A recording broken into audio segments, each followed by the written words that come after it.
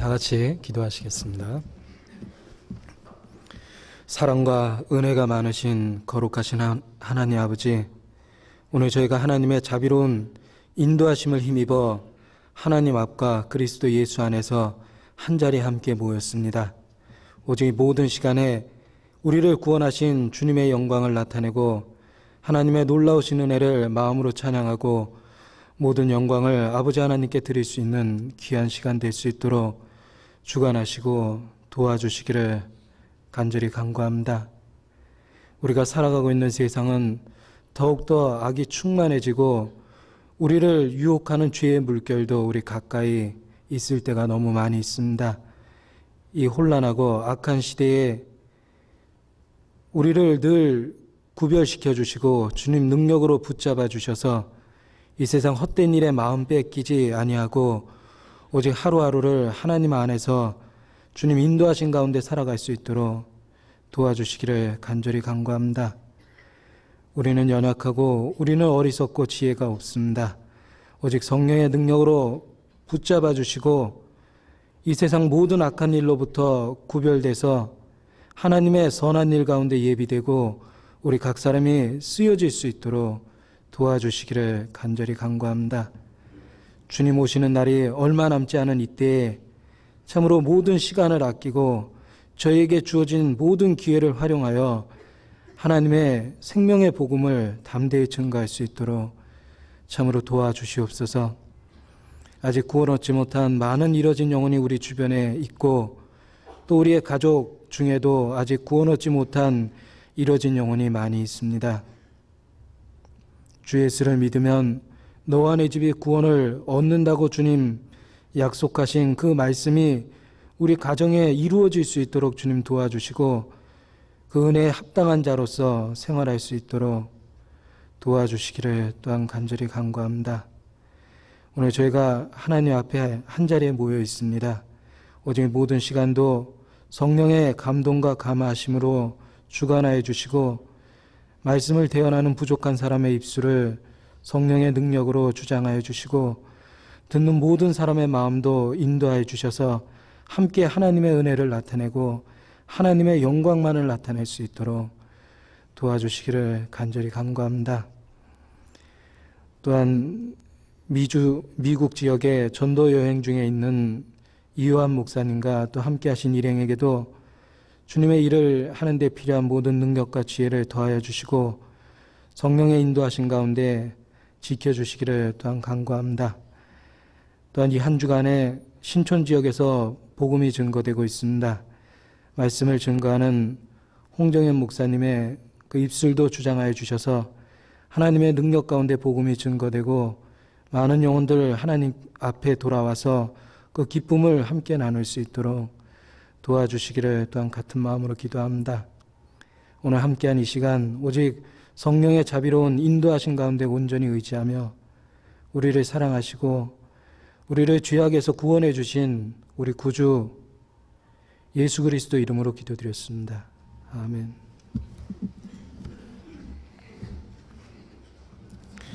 네, 다 같이 구약성경 열왕기상 19장 말씀을 같이 보시겠습니다.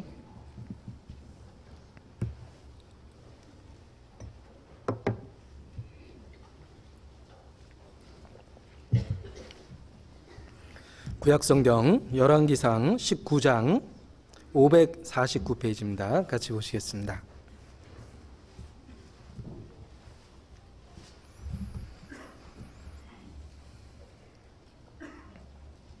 열왕기상 19장 549페이지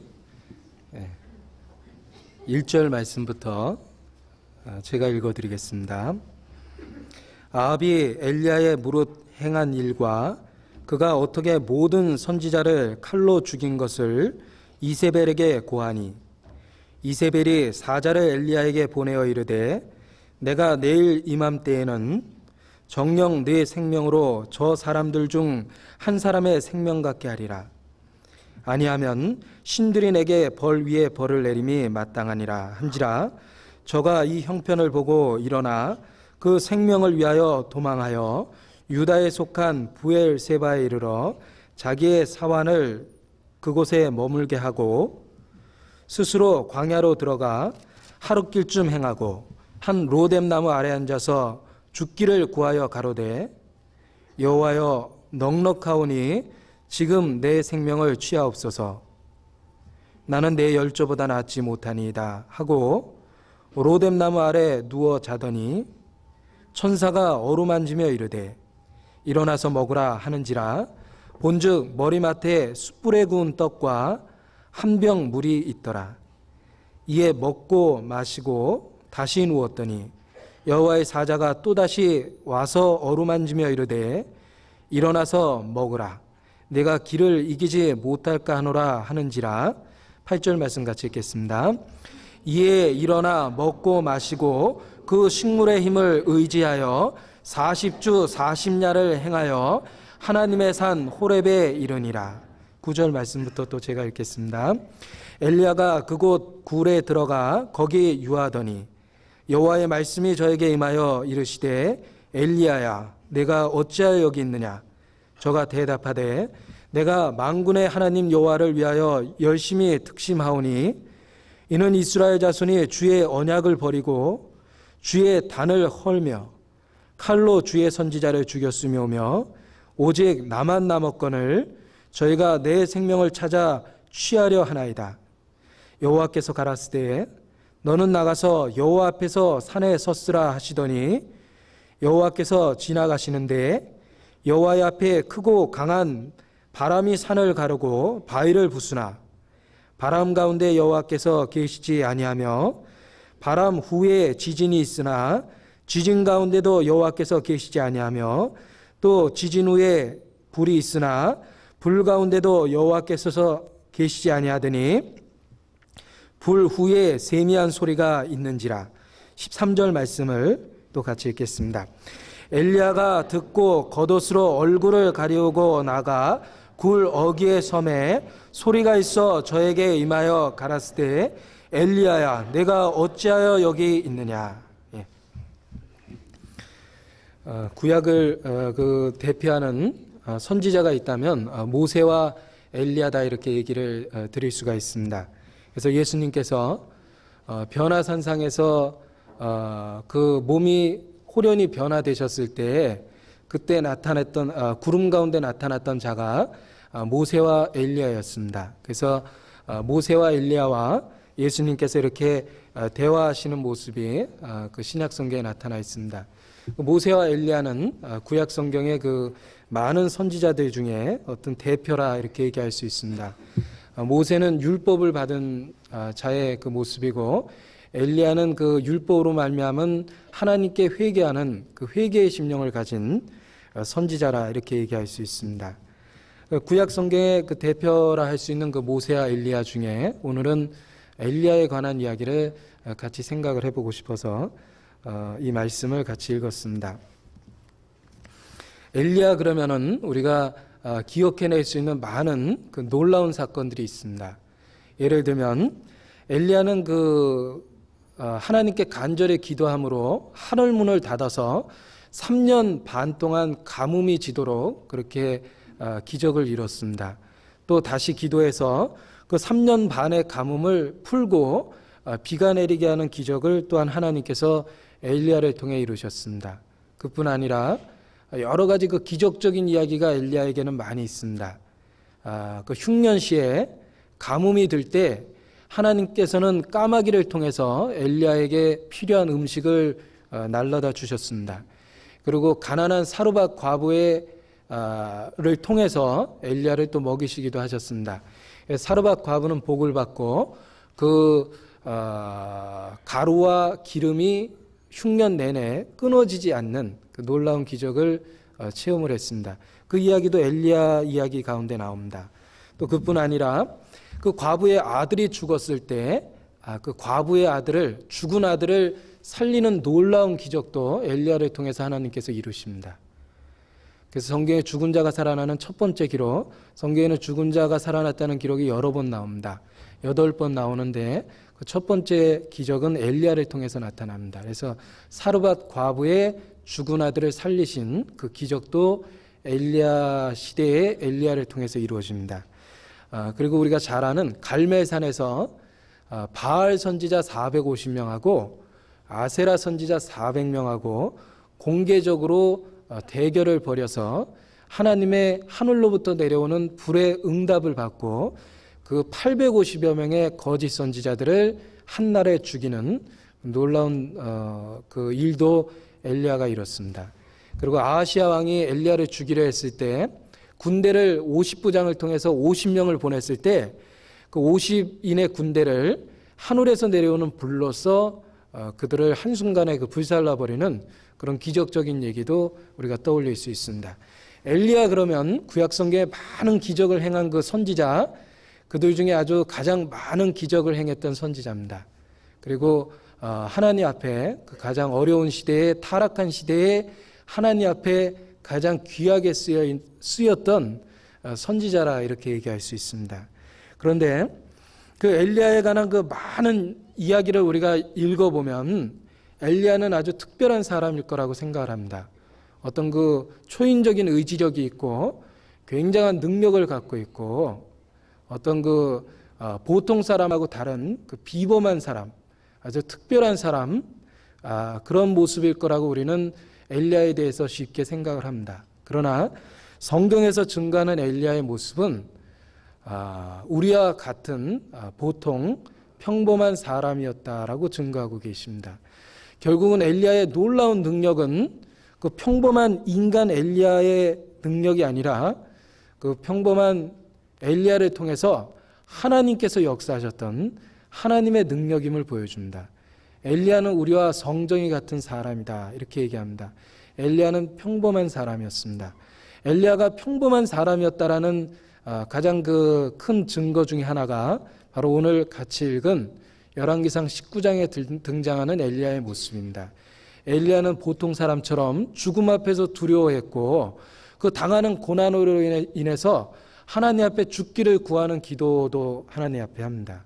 아주 연약하고 시리에 차 있고 낙심하고 절망해 있는 엘리야의 모습을 우리는 오늘 본문을 통해서 읽었습니다.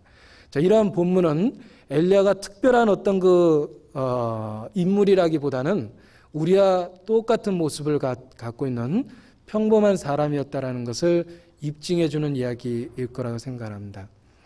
자, 만약에 엘리야가 이 자리에 앉아 있다면 아마 이렇게 생각했을 겁니다.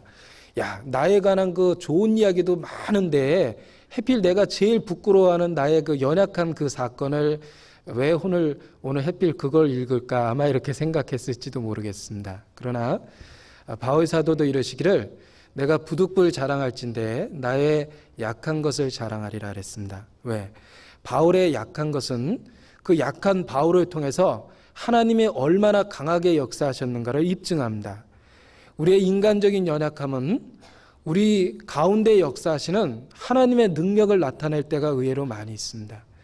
우리는 엘리야가 강했던 면보다 엘리야가 낙심하고 절망했던 가장 밑바닥까지 신앙의 밑바닥까지 굴러떨어졌던 엘리야의 그 실패한 모습을 같이 배워보고 그 엘리야를 일으켜 세우고 엘리야를 위대한 사도로서 위대한 선지자로서 쓰셨던 하나님의 능력과 하나님의 영광을 알아보는 것이 우리에게 더 교훈이 될 것 같아서 엘리야의 많은 이야기 중에 엘리야가 시리에 찼고 낙심하고 절망했던 그 사건을 같이 오늘 그 본문 삼아서 그 본문을 같이 생각해 볼까 해서 이 말씀을 찾았습니다.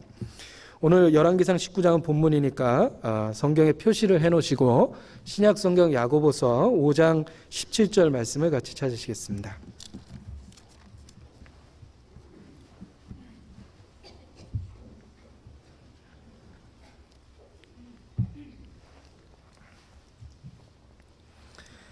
야고보서 5장 17절입니다. 신약성경 376페이지입니다. 야고보서 5장 17절 18절 말씀을 같이 읽겠습니다. 엘리야는 우리와 성정이 같은 사람이로되 저가 비 오지 않기를 간절히 기도한즉 3년 6개월 동안 땅에 비가 아니오고 다시 기도한즉 하늘이 비를 주고 땅이 열매를 내었느니라. 자, 만약에 이 말씀 중에 우리와 성정이 같은 사람이로되라는 구절이 없었다면 아마 우리는 이렇게 읽었을 겁니다. 엘리야는 간절히 기도하니까 3년 6개월 동안 땅에 비가 오지 아니하였고 다시 기도하니까 하늘이 비를 내고 땅이 열매를 내었느니라. 아마 이렇게만 읽었을 겁니다. 그런데 이 말씀에 증거된 그 말씀 중에 우리에게 큰 위로가 되는 부분이 있습니다. 그 말씀은 우리와 성정이 같은 사람이로되 그랬습니다. 엘리야는 우리와 성정이 같은 사람이었습니다. 엘리야는 슈퍼맨이 아니죠. 특별한 사람이 아닙니다. 엘리야는 평범한 사람이었습니다. 그는 죽음 앞에서 두려워했고 고난받을 때 절망했습니다. 시리에 빠졌습니다. 어떡할지 모르고 하나님 앞에 죽기를 구했습니다. 엘리야는 우리와 성정이 같은 평범한 사람이었습니다.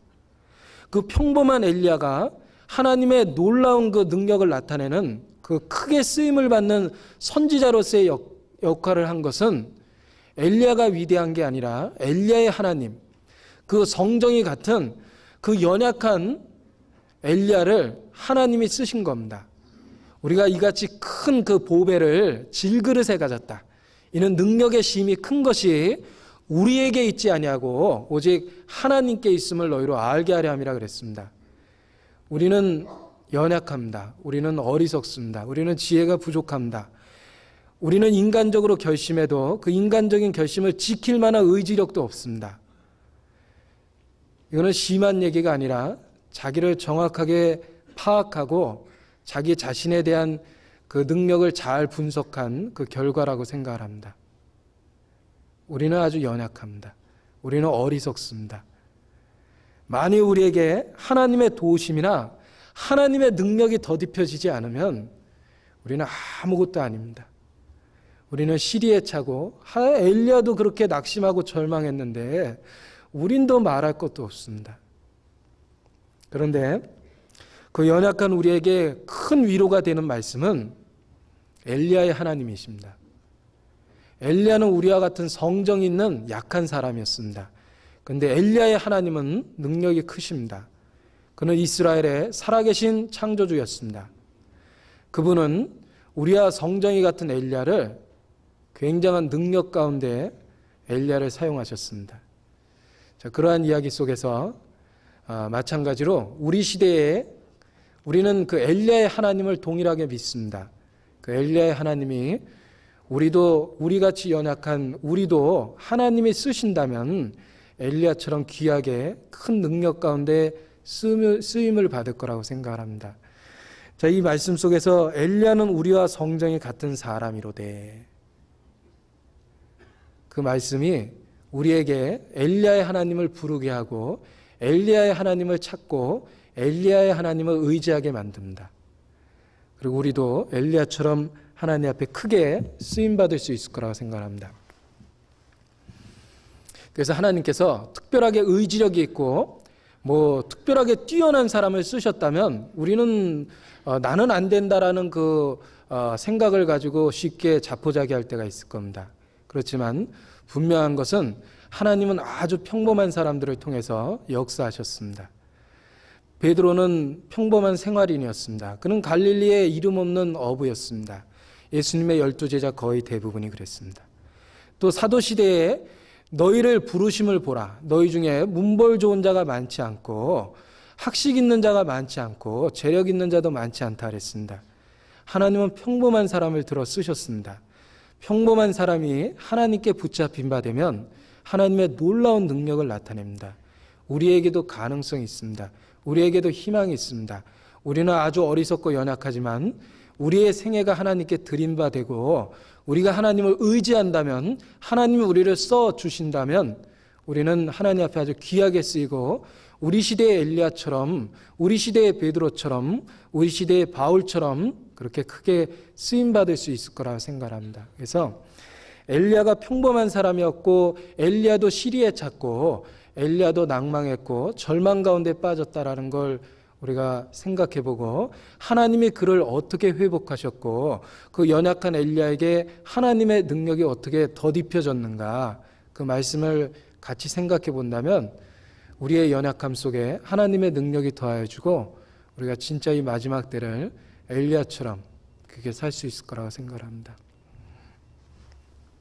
아주 보잘것없는 종이에다가 예를 들면 피카소라는 위대한 화가가 그림을 하나 그려놓는다면 그 그림의 값은 집 한 채 값보다 훨씬 더 많이 나간다 그럽니다.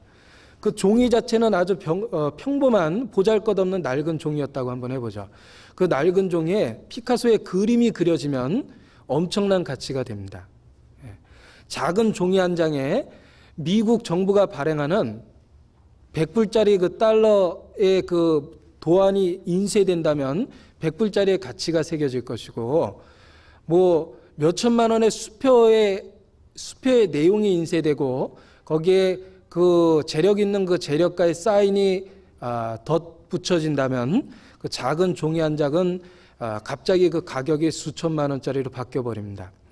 우리는 작은 종이 또는 아주 보잘것없는 하찮은 종이에 불과합니다. 그런데 문제는 그 하찮은 종이에 피카소의 그림이 그려져도 큰 가격이 되고 가치가 생기는 것처럼 천지와 우주 만물을 만드신 창조주께서 우리를 사용하시고 우리 안에 하나님의 능력을 덧입힌다면 하나님 앞에 참으로 귀하게 쓰이는 그런 지체가 될 거라고 생각합니다. 그래서 엘리야의 연약함은 오히려 우리에게 힘이 되고, 엘리야의 연약함을 도와주시는 하나님의 모습은 우리 같은 연약함, 자기 스스로의 연약함을 보고 절망하는 우리에게 하나님의 능력을 바라고 부르짖을 수 있는 마음을 배울 수 있게 해준다고 생각합니다.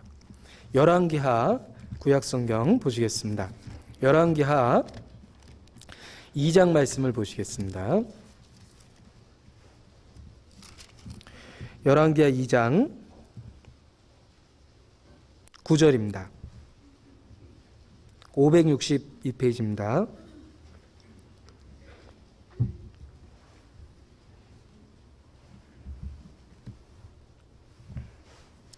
열왕기하 2장 9절 제가 읽겠습니다. 건너매 엘리야가 엘리사에게 이르되 나를 내게서 취하기 전에 내가 내게 어떻게 할 것을 구하라. 엘리사가 가로되 당신의 영감이 갑절이나 내게 있기를 구하나이다. 자, 엘리야의 후계자가 엘리사라 이렇게 얘기할 수 있습니다.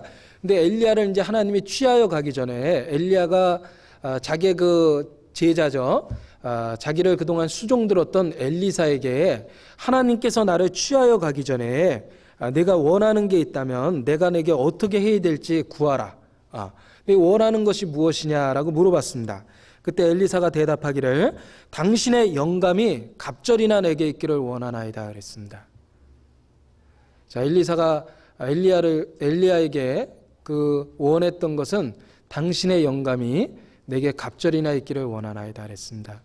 하나님이 당신의 생애 속에 귀하게 그 역사하신 그 역사가 내게도 이루어질 수 있기를 원합니다. 하나님은 당신을 통해서 큰 일을 하셨습니다. 내게도 그러한 역사가 이루어지기를 나는 원합니다. 당신의 하나님의 그 능력이 내게 갑절이나 있기를 나는 원합니다. 엘리사는 그렇게 얘기했습니다. 자, 우리도 엘리사처럼 그런 동일한 그 소원이 있어야 된다고 생각합니다. 선한 일에 열심하는 소원이 있어야 된다고 생각합니다. 그 소원이 뭐냐면 당신의 영감이 내게 갑절이나 있기를 원합니다 라는 그 엘리사의 소원처럼 우리에게도 그런 소원이 있어야지 된다고 생각합니다. 바울의 하나님, 바울에게 역사하셨던 그 하나님, 그 영감이 내게 갑절이나 있기를 원합니다. 그 평범한 베드로를 변화시켰던 하나님의 능력, 그 능력이 내게 갑절이나 있기를 원합니다. 의심 많았던 도마, 그를 변화시키고 그 생애를 하나님께 헌신하게 만들었던 그 하나님의 능력, 그 성령의 능력, 내게 갑절이나 있기를 원합니다. 우리는 이 성경을 통해서 엘리사와 동일하게 하나님께 그런 선한 일에 열심하는 소원이 있어야 된다고 생각합니다.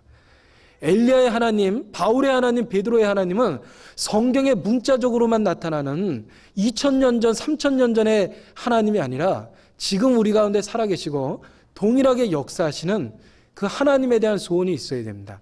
바울의 하나님, 베드로의 하나님, 엘리야의 하나님, 그 영감이 내게 갑절이나 있기를 원한다.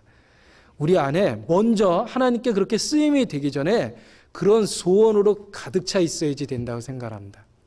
그래서 14절에 보면 열왕기하 2장 14절입니다. 같이 읽겠습니다. 엘리야의 몸에 떨어진 그 겉옷을 가지고 물을 치며 가로되 엘리야의 하나님 여호와는 어디 계시나이까 하고 저도 물을 치매 물이 이리저리 갈라지고 엘리사가 건너니라. 자, 엘리야가 승천할 때 남겨둔 옷조각, 그 옷조각을 엘리사가 붙잡고 엘리사는 옛날 엘리야가 했던 것처럼 강물을 두들겼습니다. 이리저리 쳤습니다. 그러니까 강물이 갈라지기 시작했어요. 옛날 엘리야를 통해서 하나님은 그와 같은 기적을 보이셨습니다. 엘리사는 그 기적을 다시 한번 자기에게 이루어지길 바라면서 그 옷을 들어서 강물을 이리저리 쳤습니다. 엘리야의 하나님 여호와는 어디 계시나이까 그랬죠? 그 하나님이 역사해 주시기를 간절히 기도했습니다. 우리도 마찬가지입니다. 엘리야의 옷 조각은 우리 손에 없습니다. 그러나 엘리야가 나타냈던 그 모든 그 생애의 놀라운 기록들은 성경 말씀에 우리에게 남겨져 있습니다. 우리는 성경의 말씀을 붙들고 하나님에게 부르짖어야 됩니다. 그 엘리야의 하나님은 어디 계시나이까?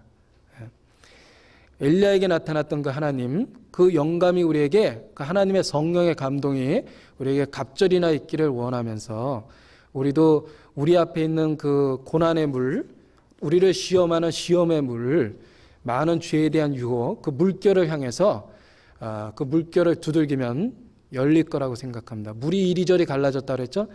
나를 유혹하는 그 끈질긴 죄에 대한 유혹도 없어질 것이고 모든 하나님 앞에 합당치 못한 것이 이리저리 깨져서 갈라질 거라고 생각합니다. 그래서 이 엘리사가 엘리야에게 기도했던 내용, 바랬던 내용, 당신의 영감이 갑절이나 내게 있기를 원하나이다. 그리고 엘리야가 승천할 때 남겨둔 옷조각을 붙들고 그 엘리야에게 역사했던 하나님을 부르면서 엘리야의 하나님은 어디 계시나이까 하면서 자기 앞에 그 있는 그 강물을 이리저리 치니까 그 강물이 갈라지는 기적을 맛봅니다. 우리도 그와 동일하게 이 성경을 통해서 그 엘리야의 하나님을 하나님께 부르짖고 엘리야를 통해서 역사했던 그 하나님을, 그 하나님의 능력, 그걸 우리에게 더딥히기를, 힘입히기를 하나님 앞에 간절히 부르짖고 기도하는 것이 필요하다고 생각합니다. 그래서 오늘 엘리야의 말씀, 엘리야에 관한 성경을 같이 배워보려고 이 말씀을 본문으로 해서 읽었습니다. 그래서 엘리야가 그 실패했던 모습 속에서 하나님은 그 우리와 성정이 같은 사람, 그 연약한 엘리야를 어떻게 힘을 주셨고 어떻게 그를 붙잡으셨고 어떻게 하나님의 그 큰 능력으로 엘리야를 사용하셨는가 우리가 같이 생각해 볼 때 우리도 우리 마음속에 그 말씀 상고하는 내내에 그 엘리야의 하나님은 어디 계시나이까, 엘리야의 능력을 우리 안에 더딥혀 주기를 그런 그 기도하는 마음에서 말씀을 같이 생각해 봤으면 합니다. 열왕기하 19장 다시 한번 그 앞부분 보겠습니다.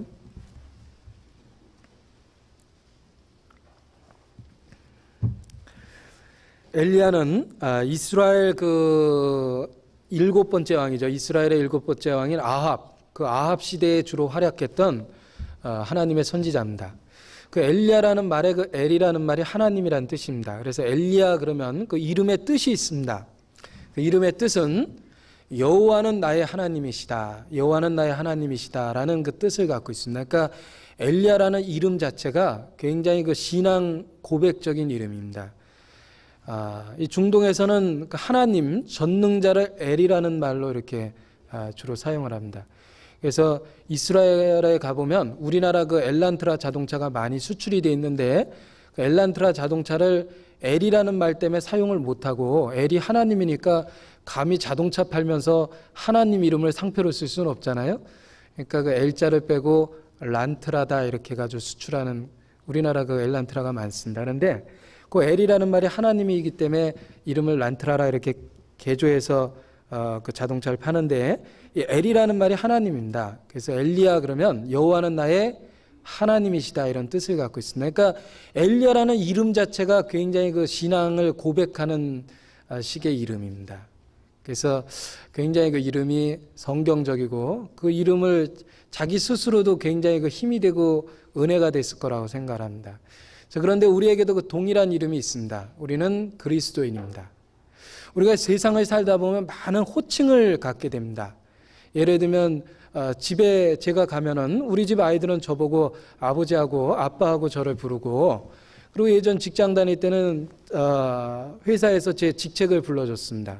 그때는 서과장이라고 불렀고, 그리고 또 어디 다른 데 가면 제게 맞는 그 호칭을 이렇게 불러주니까 가만히 생각해 보면 살아오면서 많은 호칭이 생기게 되죠. 우리가 직업에서 생기는 호칭도 있고 여러 가지 호칭이 있습니다. 그런데 이 세상에서 갖고 있는 그 어떤 그 호칭보다도 그리스도인이란 호칭이 너무 진짜 그 하나님 앞에 감사하고, 그 그리스도인이라고 불리어지고 내가 그리스도인이라고 나타낼 때마다 마음에 그 큰 기쁨을 느끼게 하는 그런 호칭이라고 생각합니다. 엘리야라는 이름 자체도 신앙 고백적이고, 우리도 그 어떤 이름보다는 그리스도인이라고 불려지고 내가 그리스도인이라는 게 늘 하나님 앞에 자랑스럽고 그 가운데 은혜를 느끼는 것이 합당하다고 생각합니다. 어떤 그 사회적으로 굉장히 유명한 사람이 있었답니다. 그 유명한 사람은 이름만 대면 모르는 사람이 없었대요. 많은 사람이 그 사람을 존경했습니다. 그래서 박사학위도 많고 사회적인 직분도 많고 그 사람은 많은 사람들에 의해서 아주 높임을 받았던 사람이랍니다. 그런데 그 사람이 신앙을 갖게 돼서 그 신앙을 갖는 바람에 자기가 그 출석하는 교회에 성경학교에 반사 생활을 했답니다.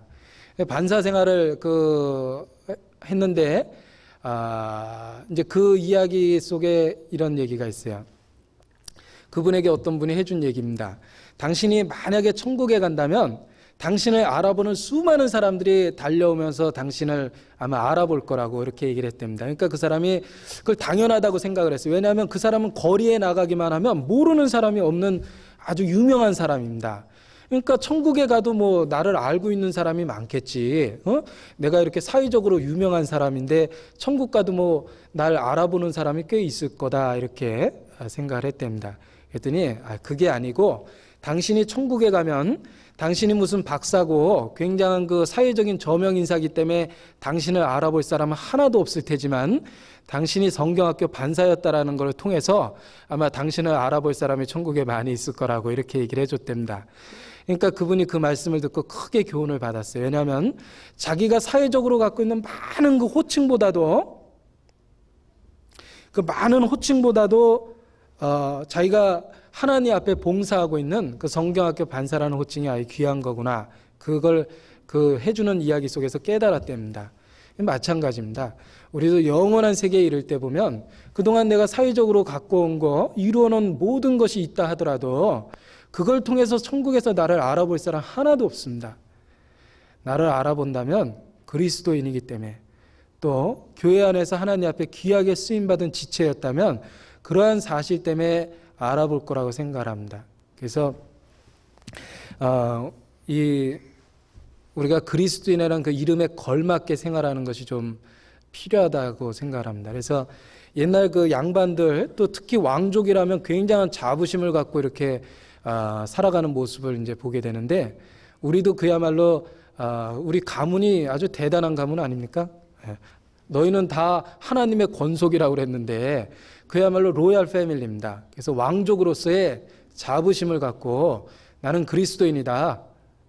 그런 그 자부심을 갖고 그 자부심에 합당하게 생활해야 된다고 생각합니다. 그래서 옛날 그 양반들 그 행세하는 모습, 또는 왕족이라고 그 자부심을 갖고 있는 모습, 뭐 그런 모습 보면은 뭐 그런 거에 비할 수 없는 우리는 그야말로 아브라함의 후손입니다. 믿음의 후손이고 우리는 그리스도인입니다. 그런 그 어떤 이름에 걸맞는 생활을 하는 것이 필요하다 이렇게 생각을 합니다. 그래서 엘리야라는 사람이 만약 범죄자였다면요 아마 이름이 무지 부끄러웠을 겁니다. 그런데 엘리야는 선지자의 이름이에요. 얼마나 자랑스럽습니까? 마찬가지로 우리가 그리스도인이라는 것이 우리 그 이름에 걸맞는 생활을 해야 된다고 생각을 합니다. 아주 오래된 예화지만 이런 예화가 있어요. 예전 알렉산더 대왕이 아주 행실이 나쁜 병사를 붙잡아다가 재판을 했습니다. 네가 이렇게 말썽만 피고 나쁜 일만 하는데 재판을 하는 과정입니다. 네 이름이 뭐냐 하고 물어봤습니다. 그랬더니 그 병사가 저는 알렉산더입니다 이렇게 대답하더래요. 그러니까 알렉산더 대왕이 깜짝 놀랐어요. 네 이름이 뭐라고? 저는 알렉산더입니다. 그러니까 알고 보니까 이름이 똑같은 거예요. 왕, 그 대왕의 이름하고 그 말썽꾸러기 사고만 치는 그 병사의 이름하고 똑같은 겁니다. 그러니까 알렉산더가 화를 내면서 너 이름을 바꾸든지 내 행실을 고치든지 둘 중에 하나를 하라고 이렇게 호통을 쳤답니다. 그 이름이 부끄러운 거죠. 아주 좋은 이름을 갖고 있는데 행실이 나쁘다면 참 욕된 겁니다. 우리가 그리스도인입니다. 그리고 그리스도인이라는 것은 어떤 면에 있어서는 그리스도를 대표할 때가 많습니다. 내가 그리스도를 대신하여 사신이 됐다 그랬죠? 하나님의 사신입니다. 사신이라는 건 어떤 대표하는 자격으로 나타나는 사람입니다. 우리는 그리스도인입니다. 그리스도를 대표하는 자격으로 이 세상 앞에 쓸 때가 많습니다. 만약 우리 말 속에서 욕된 말이 나오고 우리 행동 속에서 죄된 행동이 나오고 우리의 거친 행동이 세상에 보여진다면 내 자신의 문제가 아니라 우리가 대표하고 있는 신앙, 우리가 갖고 있는 복음을 욕먹이는 결과가 생긴다고 생각합니다. 그래서 이름에 걸맞게 살아야 되겠다 이런 생각을 합니다. 엘리야, 여호와는 나의 하나님이시다. 그거 아주 좋은 이름 같아요. 그리고 마찬가지로 나의 가장 그 소중한 이름은 내가 그리스도인이라는 거. 그게 아주 참 너무 자랑스러운 겁니다. 그런 좀 자부심, 또 그 자부심에 걸맞는 행동, 그런 게 필요하다고 생각을 합니다. 19장 1절에 보겠습니다. 아합은 이스라엘의 7번째 왕입니다. 엘리야의 무릇 행한 일과 그가 어떻게 모든 선지자를 칼로 죽인 것을 이세벨에게 고하니. 자, 이 하나님의 선지자 엘리야와 거짓 선지자 바알 선지자 450명하고 아세라 선지자 400명하고 그러니까 850대 1이죠. 그렇게 하나님의 선지자 엘리야 한 사람하고 거짓 선지자 850명하고 갈멜산에서 공개적인 대결을 벌였습니다. 그래서 엘리야가 아주 통쾌한 승리를 거두죠. 그 승리에 대한 이야기, 그 하나님께서 역사하신 놀라운 이야기를 이 아합이 자기 부인이었던 이세벨에게 가서 얘기를 한 겁니다. 이세벨에게 얘기하니까 2절에 보니까 이세벨이 사자를 엘리야에게 보내어 이르되 내가 내일 이맘때에 정령 내 생명으로 저 사람들 중 한 사람의 생명 같게 하리라.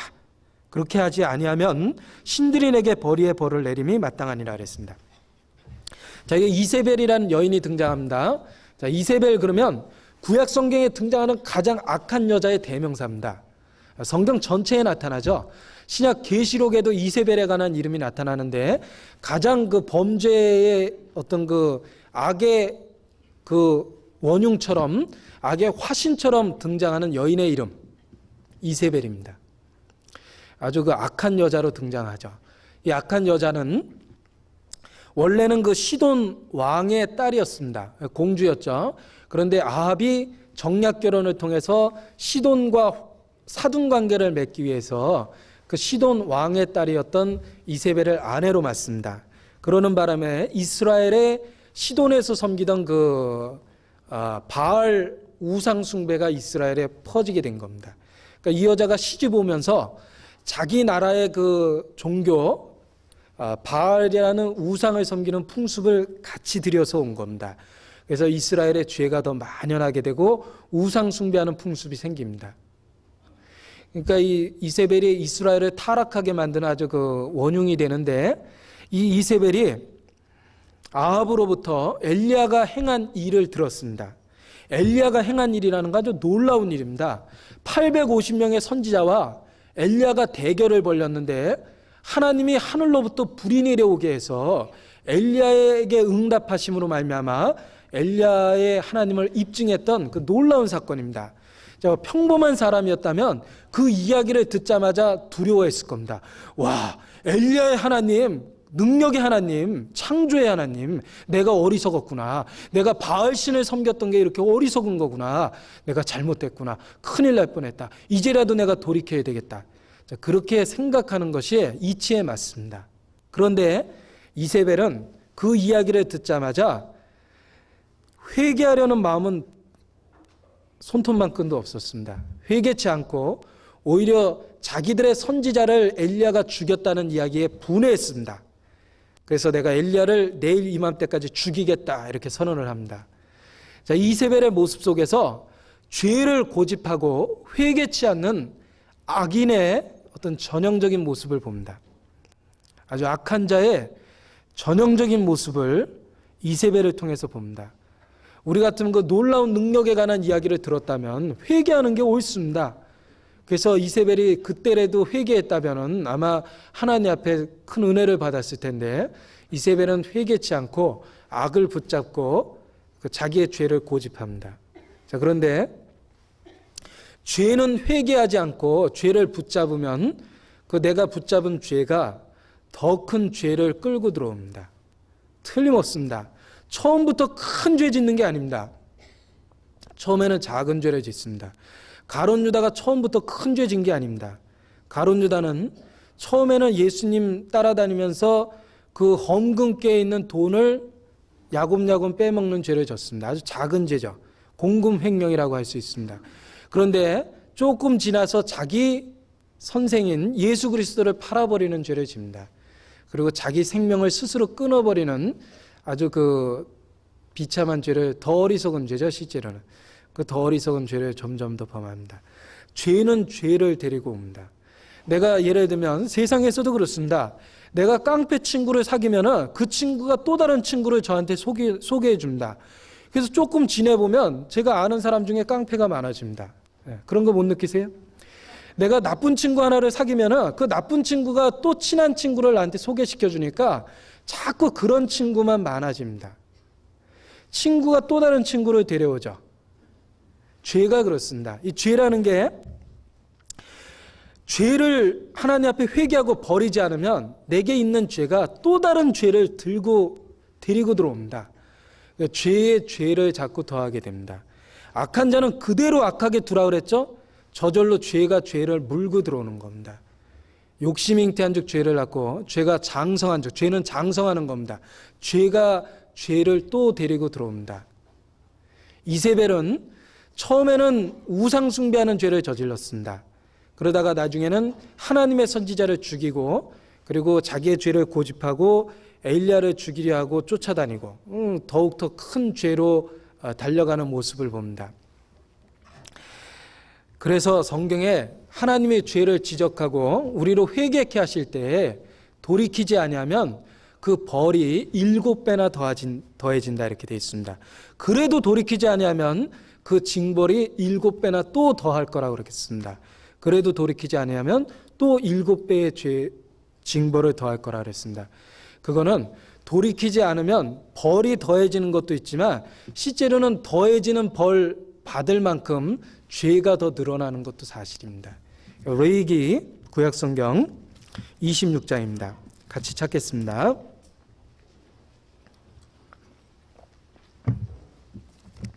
레위기 26장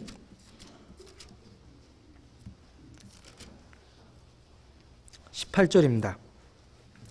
188페이지입니다.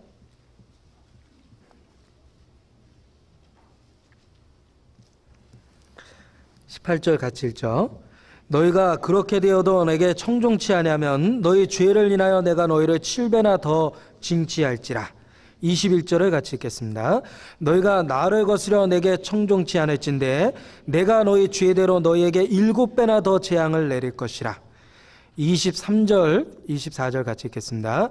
이런 일을 당하여도 너희가 내게로 돌아오지 아니하고 나를 대항할진대 나 곧 나도 너희에게 대항하여 너희 죄를 인하여 너희를 7배나 더 칠지라. 27절, 28절 같이 읽죠. 너희가 이같이 될지라도 내게 청종치 아니하고 내게 대항할진대 내가 진노로 너희에게 대항하되 너희 죄를 인하여 7배나 더 징책하리니 그랬습니다. 범죄한 후에 돌이키지 아니하면 더 큰 죄가 들어옵니다.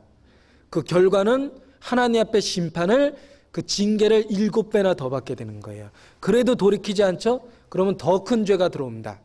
그리고 결국은 하나님의 심판도 7배나 더해지는 겁니다.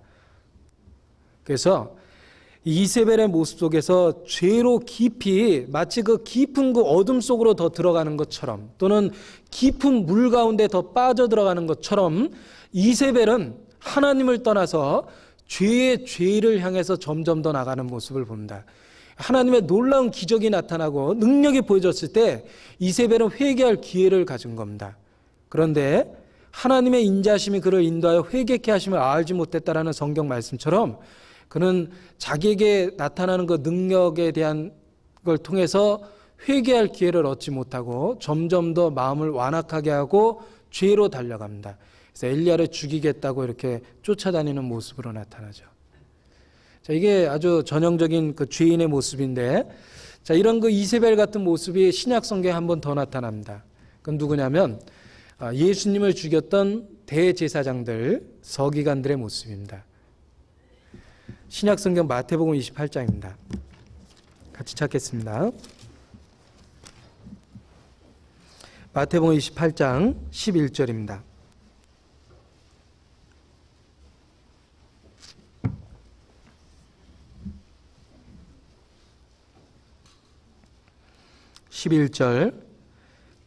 제가 읽겠습니다. 여자들이 갈새 파수꾼 중 몇이 성에 들어가 모든 된 일을 대제사장들에게 고하니, 자, 이 예수 그리스도께서 부활됐다라는 얘기를 이 무덤을 지켰던 그 군사들이 대제사장들에게 보고를 했습니다. 대제사장들에게 고하니, 만약 성경에 이렇게 쓰였다고 해보세요. 대제사장들이 이를 듣고 회개하며 우리가 죽였던 예수가 그리스도였구나 하며 옷을 찢고 회개하며 그들 모두가 예수를 믿더라. 이랬으면 참 좋았죠. 이게 그렇게 돼야지 당연할 것 같은데 그 뒷얘기를 읽으니까 그렇게 안 돼요. 대제사장들에게 고하니 그들이 장로들과 함께 모여 의논하고 군병들에게 돈을 많이 주며 가로되 너희는 말하기를 그의 제자들이 밤에 와서 우리가 잘 때에 그를 도적질하여 갔다 하라. 만일 이 말이 총독에게 들리면 우리가 권하여 너희로 근심되지 않게 하리라 하니 군병들이 돈을 받고 가르친 대로 하였으니 이 말이 오늘날까지, 지금도 유대인들 중에 이렇게 생각합니다. 오늘날까지 유대인 가운데 두루 퍼지니라 그랬죠. 자, 이때 돈 몇 푼 받고 거짓말한 사람도 참 한심한 게, 그 거짓말이, 돈 몇 푼 받고 한 거짓말이 얼마나 많은 사람들을 지옥에 보냈겠습니까? 야, 예수는 시체를 제자들이 훔쳐갔대. 유대인들은 지금도 이렇게 얘기한답니다. 그때 돈 몇 푼 받고 거짓말했던 군사들 죄도 크고 대제사장들의 죄는 더욱더 크죠. 그들이 그때 잠깐 자기 죄를 숨기려고 했습니다. 이거 큰일 났다 이거예요. 자기들의 죄가 드러나고 백성들이 그가 그리스도였다라는 사실을 안다면 우리를 따돌리고 우리에게 돌을 던질 것이다. 이거 어떻게 하면 좋냐. 그가 틀림없이 그리스도였던 것 같다. 돈을 주고 입을 막자. 그때는 사람들을 두려워했을 거고, 그리고 당장에 자기들이 저질렀던 실수를 은폐하려고 했을 겁니다. 작은 죄였죠. 그래서 돈 몇 푼을 가지고 사람들을 미혹해 했어요. 그런데 그 죄의 결과는 어떻습니까? 지금도 수많은 사람들을 잘못된 믿음의 길로 끌고 가버립니다. 많은 사람들이 지금도 그들의 거짓말에 피해를 입어서 지금도 예수의 시체를 훔쳐갔다 이렇게 생각하는 사람들이 있습니다. 그 죄가 얼마나 지금까지 남아있다는 게 그 죄의 영향력입니다. 그리고 그들이 받아야 될 심판은 어떻습니까? 시간이 흘러가면 흘러갈수록 그들의 거짓말로 인해서 지옥 가는 사람이 많아지면 많아질수록 그들의 심판은 7배나 더하리라. 또 시간이 가면 7배나 더하리라. 틀림없이 그렇게 될 겁니다. 진짜 가장 현명했다면 이 대제사장들은 예수님의 부활의 소식을 듣자마자 회개했던 게 옳은 겁니다. 그때 진짜 하나님 앞에 부르짖고 돌이켰다면요, 복음의 역사는 더 놀라울 정도로 증거됐을 겁니다. 그 비겁한 대제사장들, 그 더러운 일을 탐했던 아무 생각 없었던 그 군인들, 그들이나 이세벨이나 어리석은 겁니다. 악한 자는 어리석은 겁니다. 악은 어리석은 겁니다. 그래서 성경에 보면 어리석은 자, 미련한 자는 그 미련한 게 징계가 된다 그랬죠. 죄는 징벌을 스스로 불러들이는 겁니다. 우리는 이 성경을 통해서 이세벨, 끈질기게 죄를 고집하는 악한 자의 모습을 봅니다. 대제사장들을 통해서 악을 고집하는 악한 자의 모습을 봅니다.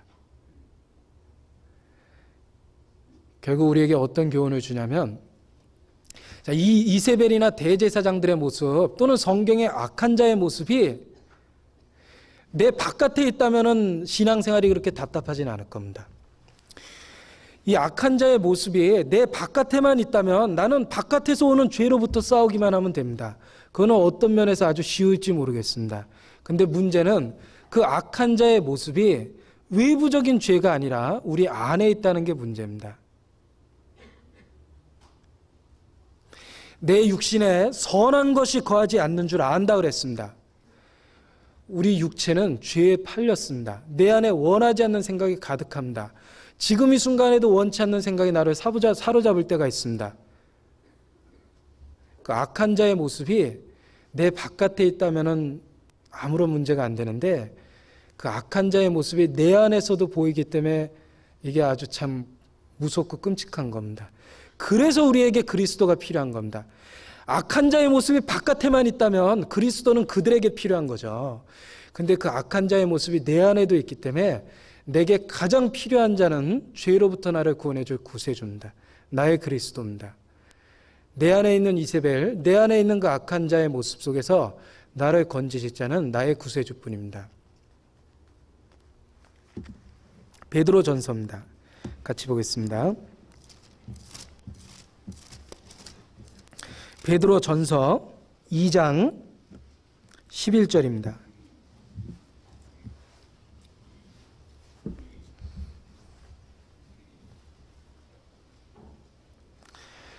베드로전서 2장 11절 같이 찾겠습니다.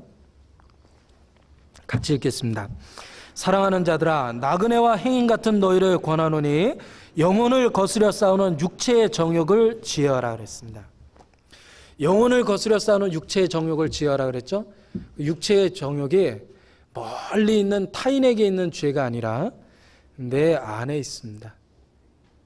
그래서 내 안에 이세벨 같은 그 고집스럽고 죄를 고집하고 하나님의 분명한 말씀과 능력 속에서도 죄를 버리지 못하는 그런 아주 간악한 이세벨의 모습이 보이고, 대제사장 같은 사람의 눈을 두려워하고 당장의 죄를 엄폐 숨겨보려는 그런 그 대제사장의 비열한 모습도 보입니다.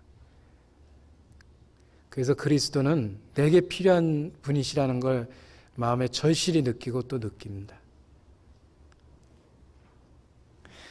로마서 16장 보겠습니다. 20절입니다.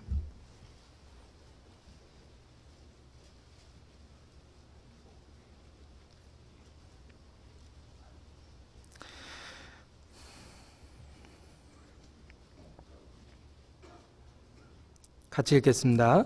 평강의 하나님께서 속히 사단을 너희 발 아래에 상하게 하시리라. 예. 자, 이 간단한 말씀인데 이게 마음에 얼마나 그렇게 간절한 기도 제목이 됐는지 모릅니다. 평강의 하나님께서 속히 사단을 너희 발 아래에 상하게 하시리라 그랬죠. 내 안에 역사하는 죄, 그 죄의 근원인 사탄, 그 사단을 내 발 아래 속히 상하게 하시기를 기도하고 또 기도할 때가 참 많습니다. 하나님께서 나를 붙잡아 주시지 않는다면 내 결심은 너무 약하고 내 의지는 너무 약합니다. 아무것도 아닙니다, 사람. 내가 아무리 굳게 결심해도 내 마음은 잘못대로 흘러갈 때가 많습니다. 그래서 그 죄가 멀리 있는 게 아닌 것을 알았어요. 이 성경에 그 의인과 악인이 나올 때에 저는 악인이 멀리 있는 건 줄만 알았습니다.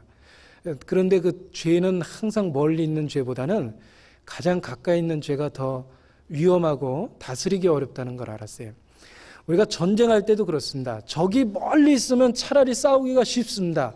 대처하기가 쉬운데 적이 가까이 들어와 있으면 아주 치명적이죠. 예를 들면 전쟁이 났을 때 38선을 통해서 넘어오는 적은 금방 막습니다. 그런데 도시 한복판에서, 서울 시내 한복판에서 여기저기서 나타나는 게릴라들은 아주 치명적인 겁니다. 죄가 바깥에서 들어온다면 차라리 이길 수 있겠어요. 그게 자기 안에 역사할 때 그게 진짜 견디기 어려운 겁니다. 그래서 그 이세벨 그 아주 혐오스럽고 끔찍한 여자 아닙니까? 대제사장들 얼마나 참 모습이 그렇습니까? 하나님 앞에. 근데 그런 모습이 내게 있다라는 게 참 하나님 앞에 내가 왜 절대적으로 하나님을 의지하고 내가 왜 그리스도를 부르짖고 그리스도에게 사로잡힌 바 돼야 되는지 그 이유를 설명해 주는 것 같아서 그 마음을 하나님 앞에서 진짜 이렇게 다시 다스릴 때가 참 많습니다. 자, 근데 이세벨은 아마 인간적으로는 굉장히 아름다웠을 겁니다. 왜냐하면 그 아합이라는 그 남편을 사로잡을 만한 미모가 있었을 거예요. 그 아합이 그 이세벨에 의해서 계속 충동됐습니다. 그 이세벨이 아마 이쁘지 않았다면 아합이 뭐 이렇게 이세벨에게 꼼짝 못했을 것 같지는 않아요. 아마 굉장한 미모를 갖고 있고 아마 그 아합을 사로잡을 만한 그 외모를 갖고 있었을 겁니다. 그리고 그 사람은 이세벨은 원래가 시돈 왕의 딸이었어요. 굉장한 권력이 있었습니다.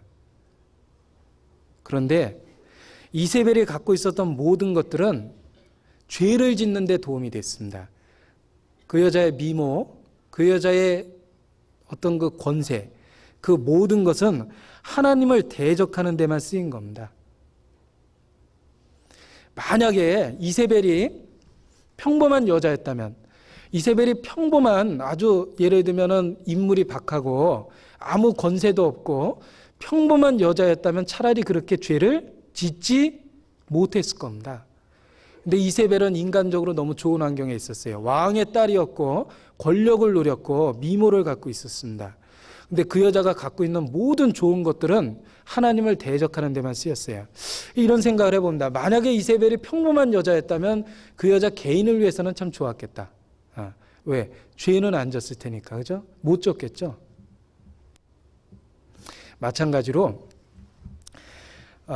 실제로 만약에 우리 자신이 내가 갖고 있는 좋은 것들, 우리 각자 좋은 것들이 있습니다. 자기에게 유리한 게 있죠. 예를 들면 젊다면 젊음이라는 유리함이 있고, 지식이 있다면 지식이라는 유리함이 있고, 재력이 있다면 재력이라는 유리함이 있고, 건강하다면 건강하다라는 유리함이 있습니다. 남들보다 더 유리한 거, 살아가는 데 유리한 거. 그런데 그게 만약에 세상을 향해서 쓰인다면요, 이세벨이 차라리 없이 살았으면 죄는 덜 졌을 거라고 그랬죠? 그게 차라리 없는 게 우리에겐 복일 때가 더 많을 거라고 생각합니다. 만약에 우리가 하나님을 떠나서 잘 되고 이 세상 모든 일이 형통하고 재물이 더하고 세상적으로 아무런 문제가 없다면 그거는 축복이 아니라 저주 거라고 생각을 합니다. 우리가 진짜 하나님 앞에 복 받으려면 내가 하나님 떠나서는 아무것도 할 수 없고 하나님 떠나서는 다 잃어버린다면 그건 복일 거라고 생각합니다. 만약 우리 생활 가운데 좋은 것이 있고 그 좋은 것을 누리면서 그 좋은 것 때문에 하나님으로부터 계속 멀어지는 생활을 하고 있다면요, 이세벨이 갖고 있는 미모하고 똑같습니다. 이세벨이 갖고 있는 권력하고 똑같습니다. 악한 자가 그 악한 날에 형통한 것도 다 죄라고 그랬습니다. 그래서 이런 기도를 마음에 하게 됐어요. 진짜 하나님을 만약에 내가 떠난다면 망하는 게 건강도 없어지고 지식도 쇠하고 하나님 앞에 망하는 게 내게도 좋고 하나님께도 좋겠다라는 생각을 해봅니다. 그 반대로 내가 하나님 안에 있다면 하나님 안에 있을 때 하나님이 나를 지켜주셔서 하나님 안에서 활용될 수만 있다면 내게 지식도 더해 주시고 내게 구변도 더해 주시고 내게 건강도 더해 주시고 그게 하나님께 쓰임이 될 수 있다면 내게 더해 주시고 그게 만약 내가 하나님을 떠나는 계기가 된다면 망하는 게 하나님 보기에 더 낫겠다라는 그런 그 어떤 비장한 기도도 마음에 하나님 앞에 드리게 되는 걸 이렇게 배웁니다. 왜냐하면 그 이세벨은 인간적으로 참 좋은 여건에 있었다고 생각해요. 그런데 그 좋은 여건은 다 죄 짓는 데만 쓰였습니다. 하나님 대적하는 데만 쓰였습니다. 그렇게 되는 것보다 이세벨이 평범한 여자였던 게 낫겠다 이런 생각을 하면서 우리가 하나님 떠나서 잘 되면 절대 좋아하지 마십시오. 하나님 떠나고 신앙이 멀어졌는데 사업이 잘 되고 가정이 편안하고 아무 일 없고 만사형통하고 그게 진짜 복이라고 생각하세요? 더 하나님께 무릎 꿇고 하나님 앞에 기도해야 됩니다. 그리스도인은 하나님 안에서 잘 되는 게 복입니다. 하나님 떠나서 잘 된다면 그거는 악한 자가 악한 날에 형통한 거라고 생각합니다. 그래서 우리가 잘 되는 것도 진짜 신앙 안에서, 그리스도 안에서 하나님께서 내게 주시는 그런 은혜와 복이 있다면 그건 아름답고, 만약에 우리가 하나님을 떠나서 받게 되는 게 있다면요, 그것이 점점 더 우리를 세상으로 끌고 간다면 그게 축복은 아닐 거라고 생각합니다. 열왕기상 19장 보겠습니다.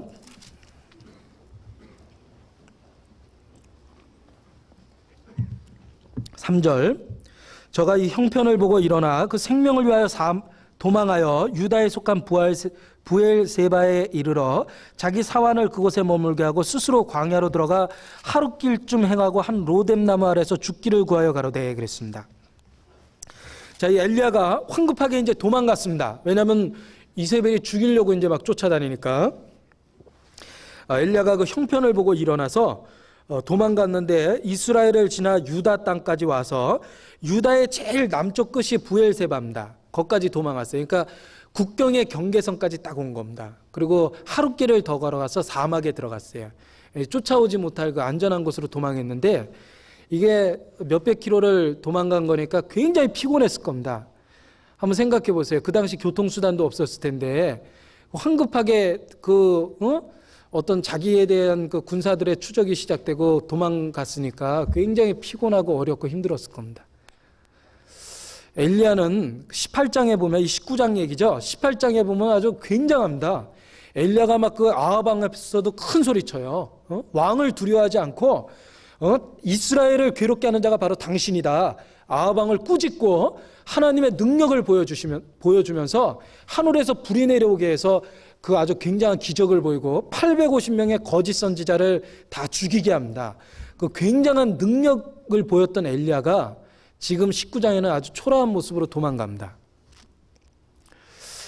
자, 우리가 하나님 앞에 승리하고 하나님 앞에 큰 능력을 이룬다면 틀림없이 그 승리나 능력 뒤에 개인적인 시험이나 핍박이나 고난도 있습니다. 그건 당연한 겁니다. 너희가 세상에 속하였다면 세상이 너희를 사랑하였을 것이나 너희가 세상에 속하지 아니하고 내게 속한 영고로 세상이 너희를 미워하느니라 그랬습니다. 누구든지 그리스도 안에서 경건하게 살고자 하는 자는 핍박을 받으리라 그랬습니다. 제가 다시 한번 얘기해 보죠. 누구든지 그리스도 안에서 경건하게 살고자 하는 자는 핍박을 받으리라. 하나님의 능력을 나타내고 어떤 전도의 열매가 맺어진다면 그만큼 어려움도 있습니다. 개인적인 마음의 시험도 받고 그리고 외적인 핍박도 틀림없이 있습니다.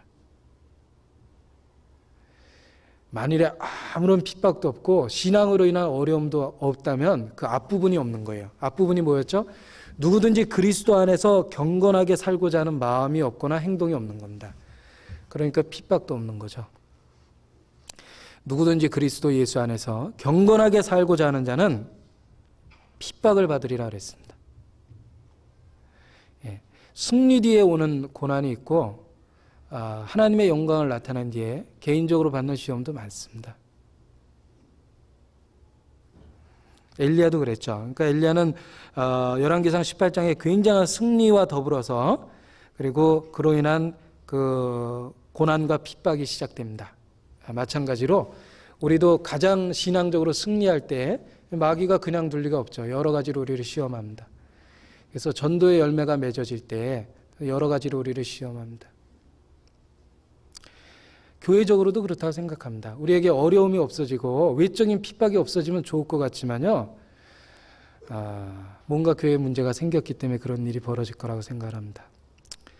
복음이 전파되는 가장 확실한 증거는 새롭게 열매 맺는 그 새로운 영혼들, 그리고 그와 비례해서 나타나는 핍박입니다. 어려움입니다. 그래서 이 엘리야도 하나님의 능력을 나타냈을 때 그에게 찾아온 건 영광이 아니에요. 이제 엘리야가 평생 이스라엘 사람에게 높임을 받고 하나님의 위대한 선지자 엘리야라는 높임을 받고 생애를 보낼 거라고 생각했죠. 천만의 말씀이죠. 고난과 핍박이 시작됐습니다. 그래서 하나님의 능력이 나타날 때 핍박도 나타난다는 거, 그걸 좀 우리 마음에 어느 정도 이렇게 각오는 해야 될 거라고 생각합니다. 이 엘리야가 얼마나 낙심했는지 로뎀나무 아래서 앉아가지고 광야에서 쉽게 눈에 띄는 그 가는 가지가 많은 일종의 그 쌀이나무 같은 게 로뎀나무랍니다. 그러니까 잎사귀는 별로 없고 그 잔 가지가 많아서 그늘이 지는 쌀이나무 형태의 사막에서 자라는 그런 나무, 로뎀나무, 아주 보잘것없는 나무죠. 그 광야에서 그 밑에 앉아가지고 엘리야가 얼마나 절망했던지 죽기를 구하여 가로되 그랬어요. 차라리 죽여달라고 하나님께 기도했습니다. 굉장한 그 고난 중에 엘리야가 시리에 빠지고 완전히 절망한 겁니다. 그런데 엘리야의 이런 실패, 엘리야의 그 절망하고 시리하는 모습은 실제로 엘리야의 원래 모습이라고 생각을 합니다. 이 사람은 고난받을 때 자기 진짜 모습을 발견합니다. 우리가 어렵고 힘들면은 자기 마음의 그 본성 밑에 있는 그 가장 근본적인 그 악이 다 드러납니다. 그래서 사람은 시험받고 고난받고 그리고 문제가 생기면은 그때 신앙적으로 유익한 게 뭐냐면요, 자기 진짜 모습을 자기가 볼 수 있어요. 보통 때는 자기가 잘 모릅니다. 자기 허물을 능히 스스로 깨달을 자가 누구겠느냐 그랬죠. 자기가 꽤 괜찮아 보입니다. 그런데 큰 시험을 받아보면 자기 안에 얼마나 끈질긴 죄가 있고 자기가 얼마나 연약한 존재인가를 잘 알게 합니다. 그래서 하나님은 가끔은 우리를 실패하도록 내버려 두십니다. 아마 이세벨이 죽이도록 그 핍박을 허락하신 이유는 엘리야가 교만하지 않고 엘리야가 얼마나 본성이 스스로 약한지, 하나님의 능력이 없다면 금방이라도 넘어질 수밖에 없다라는 그 엘리야의 본래의 모습을 깨닫게 하기 위해서 엘리야에게 잠깐의 핍박을 하나님이 허락하셨을 거라고 생각합니다. 그래서 우리는 고난과 실패 또는 그 핍박을 통해서 우리 자신의 모습을 발견해요. 우리 자신은 진짜 하나님 앞에 아무것도 아니라는 걸 발견해냅니다. 그래서 엘리야는 이런 그 큰 절망 가운데서 자기 연약한 육체를 발견했고 하나님을 다시 의지하는 마음을 배웠고 승리 뒤에 오는 교만으로부터 벗어나서 하나님께 더 붙잡힌 바 됐고 영광된 생애를 마쳤을 거라 생각합니다. 이 절망 가운데 엘리야는 아주 굉장히 귀중한 교훈을 배웠을 거예요. 자기 자신이 하나님 앞에 얼마나 별 볼 일 없는가, 하나님의 능력이 없는 자기는 아무것도 아니라는 것을 깨달았을 겁니다. 그래서 그 850명의 그 가짜 선지자와 대결해서 승리를 얻은 엘리야가 아마 그냥 그대로 놔뒀으면 혹 교만해졌을 수도 있겠죠. 그런데 하나님은 적당한 고난을 통해서 엘리야를 낮추시고 그를 더 귀하게 쓰셨습니다. 우리도 개인적으로 어려움과 고난과 핍박이 있다면 하나님이 낮추시고 또 하나님 의지하는 방법을 배우는 겁니다. 그러니까 말로는 하나님 의지한다고 그러는데 내게 힘이 있으면 하나님 의지하는 게 줄어듭니다. 한번 잘 생각해 보세요. 우리가 가장 간절하게 하나님께 부르짖었던 때가 언제입니까? 가장 눈물로써 기도한 밤이 언제입니까? 고난과 시련과 시험받고 절망할 때 하나님에 대한 기도가 가장 간절했습니다. 부인할 수 없습니다. 나는 편안할 때 하나님 너무 많이 잊어버렸습니다. 내게 어려운 일이 있을 때 나의 기도의 음성은 커졌고 모든 일에 하나님 의지하고자 하는 마음이 그때 들어왔습니다. 적당히 우리에게 어려움을 허락하신다면 하나님 의지하는 법을 배우게 하신다고 생각합니다.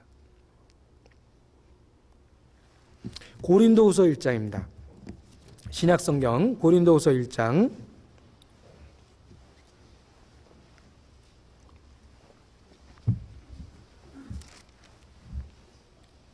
8절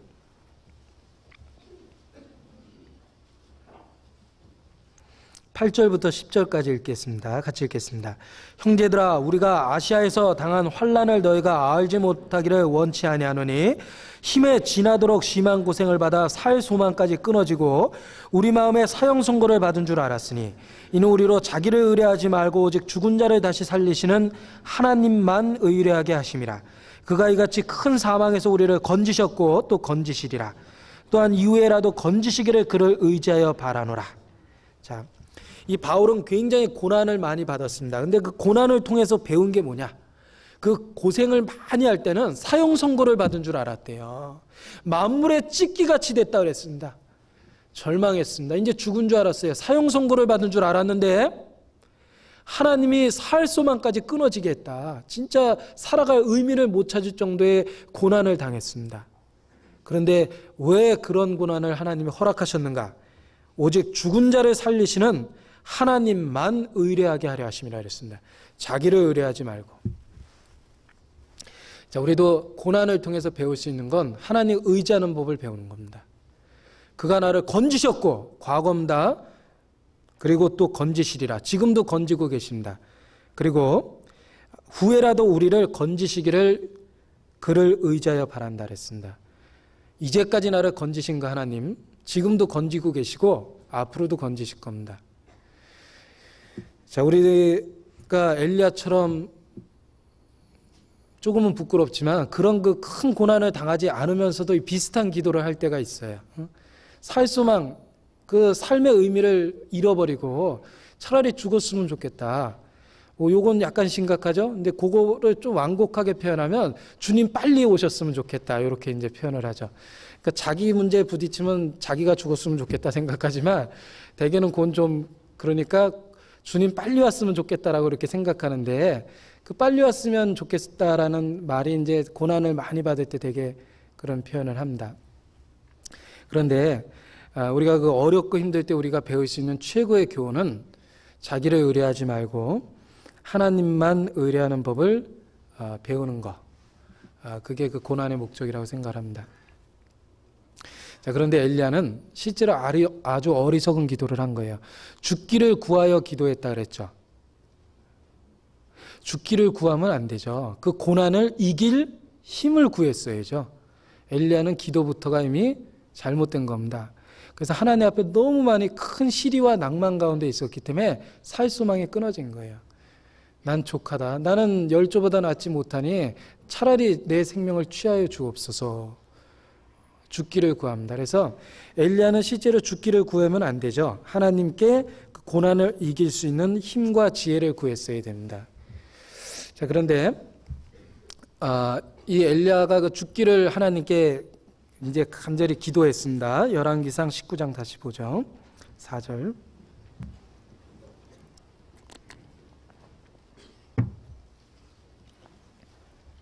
스스로 광야로 들어가 하룻길쯤에 가고 한 로뎀나무 아래 앉아서 죽기를 구하여 가로되 여호와여 넉넉하오니 지금 내 생명을 취하옵소서.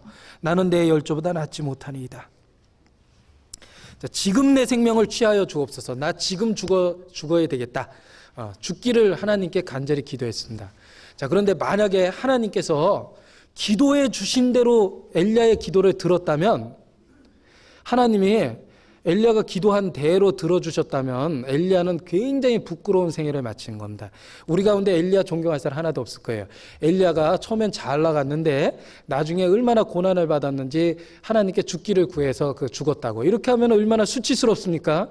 근데 하나님은 얼마나 은혜가 많으시냐면 구한 대로 주시는 게 아니라 하나님 뜻대로 주십니다. 유익하게 주십니다.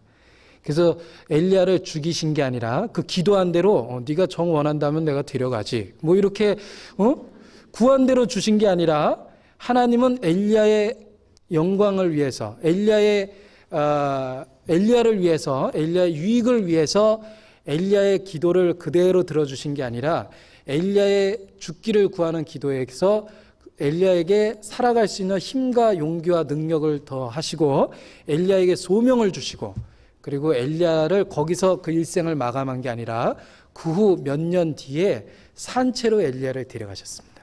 열왕기하 2장입니다. 한번 보시죠. 자, 열왕기하 2장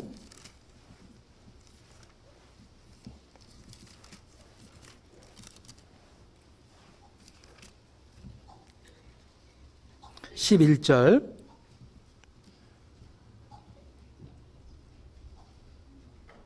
같이 읽겠습니다.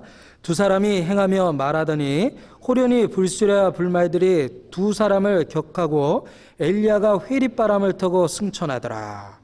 자, 이게 한번 보세요. 만약에 하나님이 열왕기상 19장에서 소원대로 엘리야를 죽였다면 엘리야의 생애는 계속 욕될 겁니다. 그래서 엘리야가 얼마나 진짜 그 부끄러움 수치를 안고 그 생애를 마감했겠습니까? 그런데 하나님은 엘리야의 기도대로 들어주신 게 아니라 하나님의 섭리대로 하나님의 선한 뜻 가운데 들어주셨기 때문에 그때 엘리야에게 용기를 주셨죠. 그리고 나중에 산채로 살아있는 상태로 승천할 수 있는 굉장한 영광을 허락하십니다. 이 성경에 보면 죽음을 보지 않고 옮기운 자는 2명입니다. 바로 에녹하고 엘리야입니다. 굉장한 영광 가운데 들어갑니다. 그래서 마찬가지로 지금도 하나님은 우리의 기도한 대로 들어주시는 게 아니라 우리의 유익한 대로 들어주신다고 생각합니다. 그래서 우리가 영원한 천국에 가면 내 기도를 그동안 들어주신 하나님께 감사하고, 또 하나 그동안 말 같지 않은 내 기도에 응답지 않으신 하나님께 또 감사한다고 생각합니다. 저는 가만히 생각해 보면 어리석은 기도를 너무 많이 했어요. 그때는 그게 옳아 보였는데 어리석은 기도일 때가 너무 많습니다. 어떤 사람은요, 남편이 하도 핍박하니까 그 남편 좀 일찍 데려가 달라고 기도를 했대요. 근데 나중에 그 남편이 구원을 받았어요. 와, 하나님이 그때 기도 들어줬으면 큰일 날 뻔했다고. 예, 그렇죠. 예. 그래서 우리가 진짜 하나님께 감사할 것은 하나님 뜻대로 들어주시는 게 너무 감사한 겁니다. 악한 자의 기도는요, 악한 대로 들어주실 때가 있어요. 왕 달라? 왕 주셨습니다. 메추라기 먹고 싶다 그랬죠? 메추라기 주셨어요. 그리고 재앙을 함께 주셨죠. 하나님이 그 구한 것은 주셨지만 영혼을 파리하게 하셨다 그랬죠. 그런데 그리스도인에게는 하나님은 악한 자에게 기적을 구하면 기적을 주고, 이적을 구하면 이적을 주고, 방언을 구하면 방언을 주고 미혹되게 하십니다. 그러나 그리스도인에겐 하나님 뜻대로 주십니다. 그래서 진짜 우리가 하나님께 감사해야 될 거 하나는 우리의 기도를 하나님이 선별해서 들으신다는 거.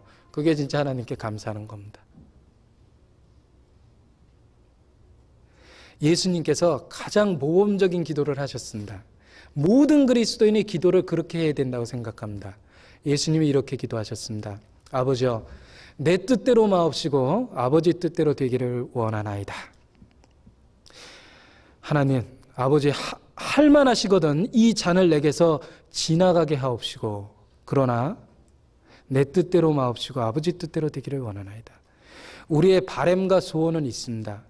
예수님처럼 우리도 할 수만 있다면 이 잔이 지나가게 해달라는 우리의 바램은 있을 수 있어요. 그러나 그 뒤에 반드시 붙어야 되는 기도가, 그러나 내 뜻대로 마옵시고 아버지 뜻대로 되기를 원하나이다. 하나님께서 우리를 건져주실 것이다. 그리 아니하실지라도 우리는 우리 믿음을 버리지 않겠다. 다니엘의 친구들이 그렇게 얘기하죠. 우리 기도 내용도 그와 같이 해야 되는 게 필요해요. 우리가 구할 바가 있고, 그리고 그 구하는 내용이 혹 하나님 뜻에 맞지 않는다면 하나님 뜻 가운데 내 뜻대로 마옵시고 아버지 뜻대로 되기를 원하나이다 라는 그런 기도, 그 예수님의 기도가 모든 그리스도인의 기도가 되어야 된다고 생각합니다. 그래서 하나님은 엘리야가 죽기를 구했지만 그 기도를 들어주신 게 아니라 엘리야가 승리할 수 있도록 도와주시고, 그리고 엘리야에게 실제로 필요한 걸 주셨습니다. 그래서 천사가 나타나죠. 그래서 천사가 어루만지며 이르되 그랬습니다. 어루만지며 이르되라는 말은 말씀뿐만 아니라 그 실질적으로 몸과 몸을 접촉한 거죠. 지금 하나님의 위로가 그와 같습니다. 우리에게 말씀으로만 우리를 이렇게 위로하시는 게 아니라 우리의 그 상처받은 그 마음을 어루만지는 하나님의 손길이 있어요. 그래서 하나님이 그 로뎀나무에서 잠든 엘리야에게 천사를 보내주셔서 어루만지며 이르되 그랬습니다. 그의 그 아픈 마음을 쓰다듬으면서 일어나 먹으라 이렇게 얘기하십니다. 그런데 일어나 보니까 떡과 물이 있었습니다. 그래서 엘리야가 그것을 먹고 똑같은 일이 한 번 더 일어났어요. 잠을 잤더니 또 일어나 먹으라. 그래서 일어나 보니까 역시 떡과 물이 이렇게 반복해서 있었습니다. 그래서 그것을 먹는 이야기가 나오는데, 왜 반복해서 2번 나오는가 생각을 해봤더니요, 뭐 꼭 그 마음에 이런 교훈이 됐습니다. 하나님의 은혜는 늘 더하시고 또 더하신다라는 생각을 합니다. 하나님의 은혜는 한 번 주어지는 게 아니라 그 문제가 해결될 때까지 주신다고 생각합니다. 왜냐하면 엘리야는 그 떡과 물을 먹고 또 잤어요. 굉장히 피곤하고 낙심된 상태죠. 그러니까 한 번 더 먹이셨어요. 그러니까 일어나서 하나님의 산으로 출발을 했습니다. 그러니까 하나님의 은혜는 우리에게 그 문제가 해결될 때까지 계속 부어주십니다. 은혜 위에 은혜라 그랬습니다. 우리가 그의 충만한 데서 받으니 은혜 위에 은혜라 그랬습니다. 양으로 생명을 얻게 하고 그 다음에 뭐라고 되어 있는지 아세요? 더 풍성히 얻게 한다 그랬습니다. 그래서 이 반복성, 하나님의 은혜가 반복해서 주어진다는 이런 모습이 이 두 번 연이어 나오는 모습 속에서 우리가 조금 느낄 수 있다고 생각하는데, 이 떡과 물을 통해서 엘리야가 40주야를 행해서 하나님의 산에 이를 수 있는 힘을 줬습니다. 그래서 8절에 보면 이에 일어나 먹고 마시고 그 식물의 힘을 의지하여 40주 40야를 행하여 하나님의 산 호렙에 이르니라. 그 식물의 힘을 의지해서 하나님의 산 호렙에 이르렀습니다.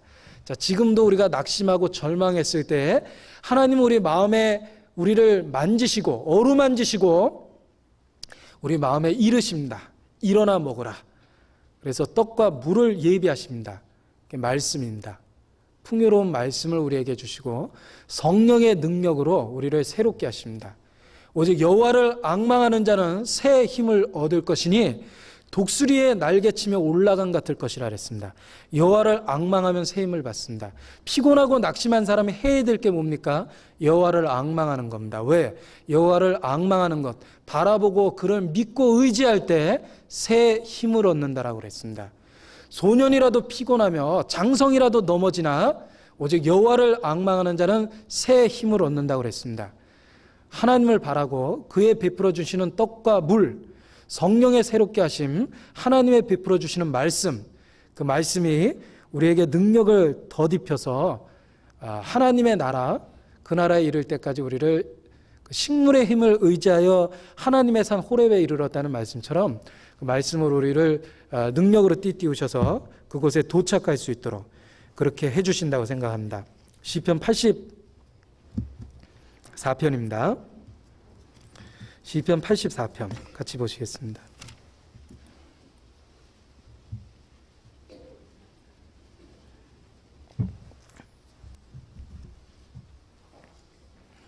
시편 84편 5절부터 보겠습니다. 5절부터 7절까지 같이 보겠습니다. 주께 힘을 얻고 그 마음의 시온에 데려가 있는 자는 복이 있나이다. 저희는 눈물 골짜기로 통행할 때 그곳으로 많은 샘의 곳이 되게 하며 이른비도 은택을 입히나이다. 저희는 힘을 얻고 더 얻어 나아가 시온에서 하나님 앞에 각기 나타나리이다 그랬습니다. 자, 주께 힘을 얻고, 주께 힘을 얻고 그 마음의 시온에 데려가 있는 자는 복이 있나니 저희가 힘을 얻고 더 얻어 나아가 시온에서 하나님 앞에 각기 나타나리이다 그랬습니다. 자, 우리가 신앙생활의 출발점이 다 달랐습니다. 구원받은 시점이 다 틀리죠. 그리고 이제 각각 나름대로 다른 박질하고 있습니다. 그리고 하나님께 우리가 각각 힘을 얻고 더 얻어서 어느 날 하나님 앞에 각기 나타날 거라고 생각합니다. 그래서 하나님께서 천사를 통해 떡과 물을 먹이시고 힘을 주시고 그 식물의 힘을 의지해서 하나님의 산 호렙에 이르게 했던 그 모습은 지금 모든 그리스도인에게 베푸시는 하나님의 그 도우심, 그런 모습을 우리에게 보여준다고 생각합니다. 그래서 우리는 진짜 피곤하고 낙심될 때 눈을 떠보면 떡과 물이 우리에게 주어집니다. 적당한 때에 우리에게 적당한 말씀으로 우리를 위로하시고 우리 마음을 감동하시고 그리고 힘을 얻고 더 얻어서 하나님 나라에 이를 수 있도록 그리스도인으로서 살아갈 수 있도록 지금도 도와주십니다.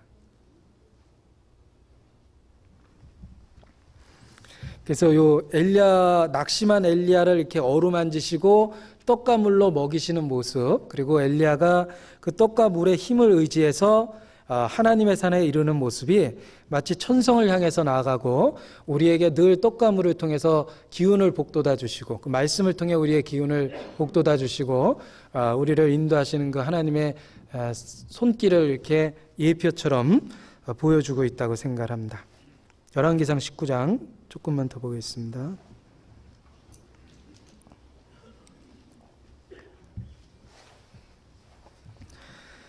자, 9절. 엘리야가 그곳 굴에 들어가 거기에 유하더니 여호와의 말씀이 저에게 임하여 이르시되 엘리야야 내가 어찌하여 여기 있느냐, 엘리야야 내가 어찌하여 여기 있느냐, 이렇게 얘기하셨습니다. 그러면서 10절 보면 저가 대답하되, 자, 엘리야가 하는 얘기입니다. 내가 만군의 하나님 여호와를 위하여 열심히 특심하오니 이는 이스라엘 자손이 주의 언약을 버리고 주의 단을 헐며 칼로 주의 선지자를 죽였으며 오직 나만 남았거늘 저희가 내 생명을 찾아 취하려 하나이다. 자, 엘리야가 하나님 앞에 하는 얘기를 잘 들어보면은 이스라엘 백성을 송사했습니다. 이스라엘 백성을 고소했습니다. 이스라엘 백성을 비난했습니다. 그들의 죄를 폭로했습니다. 엘리야는 소명을 잃어버린 거예요. 엘리야는 이스라엘을 비난하고 고소하는 존재가 아니라 엘리야는 이스라엘 백성을 회개케 하고 하나님께 돌아오게 하는 중보자입니다. 아비의 마음을 자식에게로, 자식의 마음을 아비에게로 돌이키게 하는 게 엘리야의 심정이라고 그러죠.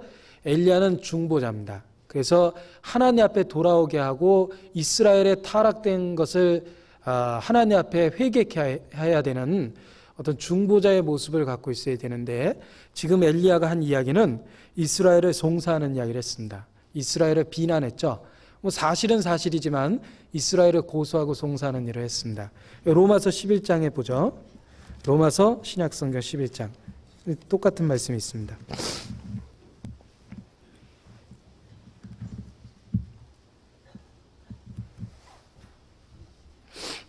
2절, 로마서 11장 2절.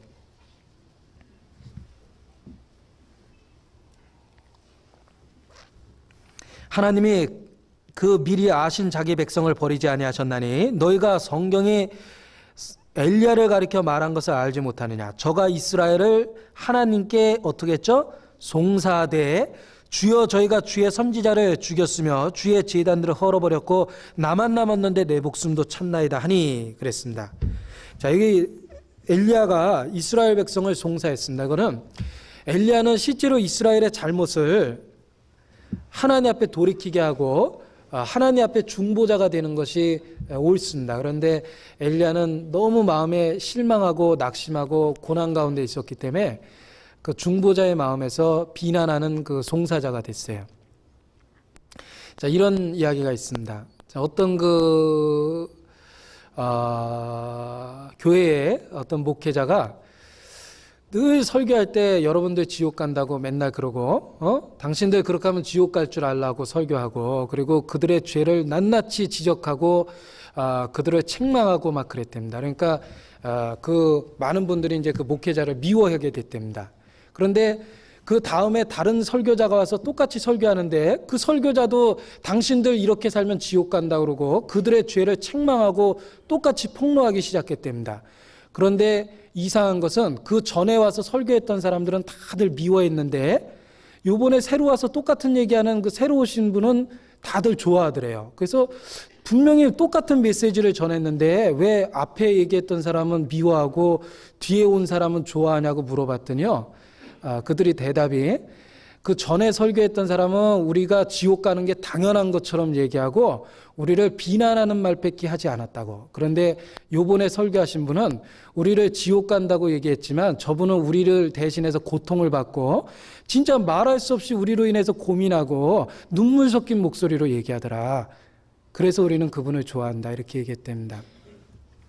자, 이 이야기 속에서 엘리야 이야기의 교훈을 받을 수가 있는데, 엘리야가 이스라엘 백성의 죄를 지적한 건 잘한 겁니다. 그게 선지자의 역할입니다. 근데 엘리야는 죽기를 구했던 그 기도처럼 그 너무 낙심되어 있고 지금 마음에 절망되어 있는 상태입니다. 그래서 이제 나밖에 안 남았다라고 얘기하고, 그리고 이스라엘이 하나님의 언약을 배반하고 주의 단을 헐고 선지자들을 죽였다라는 단지 그 죄를 나타내는 고소하는 얘기만 했지 이스라엘의 죄를 하나님 앞에 중재하려는 하는 이야기는 전혀 없습니다.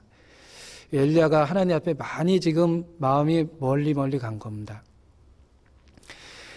자, 우리도 마찬가지인데요. 전도할 때 그 어떤 유명한 설교자가 하신 얘기 중에 진짜 그 다른 사람의 영혼에 대한 이야기를 하고 지옥에 대해서 설교할 수 있는 자격은 그 사람을 위해서 대신 고통, 자기가 진짜 형벌받은 사람처럼 고통을 받고 그리고 눈물 섞인 목소리 아니면 얘기도 하지 말라 그랬습니다. 우리가 그 세상을 비난하기 참 쉽습니다. 그런데 진정한 그 비난의 자세는 먼저는 그들의 죄를 통회하고 대신 회개할 자인 것처럼 하고 고난의 그들의 그 죄에 대한 아픔을 가지고 그리고 전도한다면 그 사람 마음을 훨씬 더 쉽게 움직일 거라고 생각합니다. 단지 이제 죄를 비난하고 정죄하는 입장에 쓴다면은 그게 예수님이 전했던 복음은 아닌 것 같아요. 왜냐하면 예수님 뭐라 그러셨냐면 내가 너희를 고소할까 생각하지 마라. 너희를 고소할 자는 너희가 바라는 바 모세니라 그랬습니다. 우리는 모세처럼 이 세상에 온 게 아닙니다. 우리가 전할 복음은 예수 그리스도의 복음입니다. 단지 죄를 고소하는 것뿐만 아니라 지적하는 것뿐만 아니라 그 죄에 대한 아픔을 갖고 영혼에 대한 애정을 갖고 그리고 전도하는 게 옳다고 생각합니다. 그래서 이 청교도들이 했던 말 중에 청교도 명언이죠. 이런 말이 있어요. 영혼을 구하기 전에 먼저 영혼에 대한 열정을 구하라 그랬습니다. 영혼을 사랑하는 자, 그가 전도할 자격이 있는 자라 그랬습니다. 그래서 우리 주변에 있는 그 잃어진 영혼에 대한 안타까움을 먼저 배우고 그 다음에 전도할 수 있는 말과 지혜를 그 다음에 구하는 게 순서에 맞다고 생각합니다. 자, 엘리야가 그 앞에 했던 기도 4절 중에 이런 기도를 했죠. 죽기를 구하는 기도를 하면서 여호와여 넉넉하오니 지금 내 생명을 취하옵소서 그랬습니다. 넉넉하다 그랬습니다. 여호와여 넉넉하오니 그랬죠. 이 넉넉하다라는 말이 여러 가지 의미로 그 생각을 해볼 수 있습니다. 이제 다 끝났다. 난 이제 해볼 대로 다 해봤다. 이제 난 더 바랄 것이 없다. 이제 난 족하다. 이런 여러 가지 번역을 할 수가 있어요.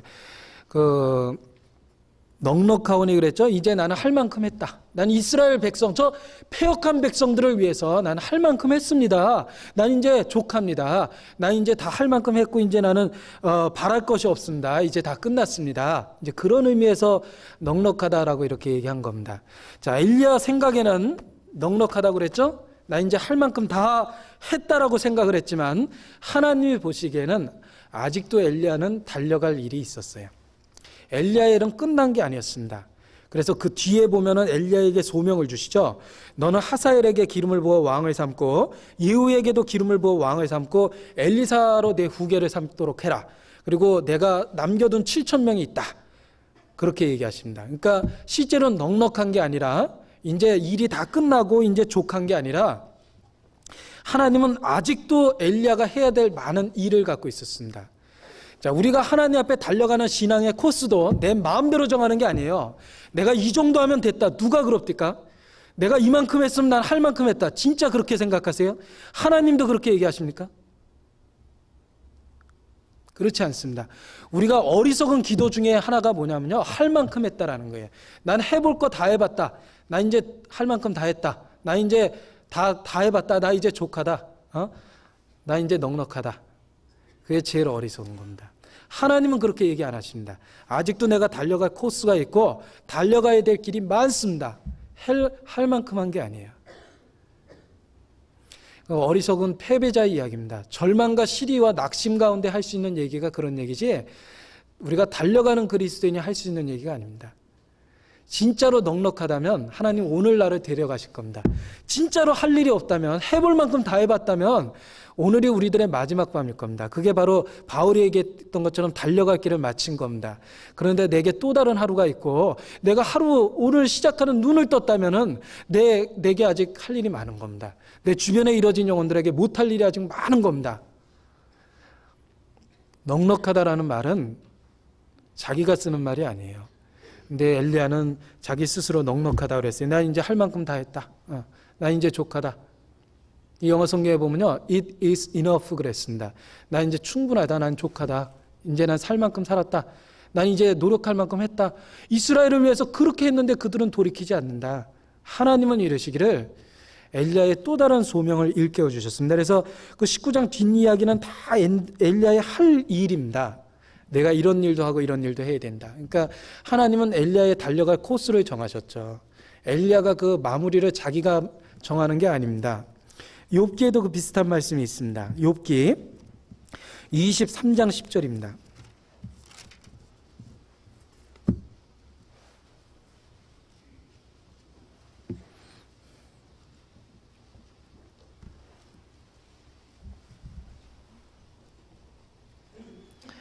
욥기 23장 10절 제가 읽겠습니다.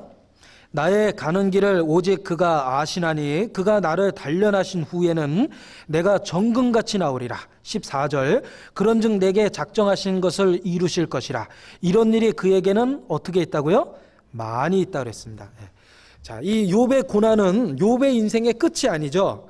욥을 단련한 뒤에 정금같이 나오면 하나님이 작정한 것을 이루실 것이고 그가 내게 대해서 그렇게 갖고 있는 일이 많이 있다라고 되어 있습니다.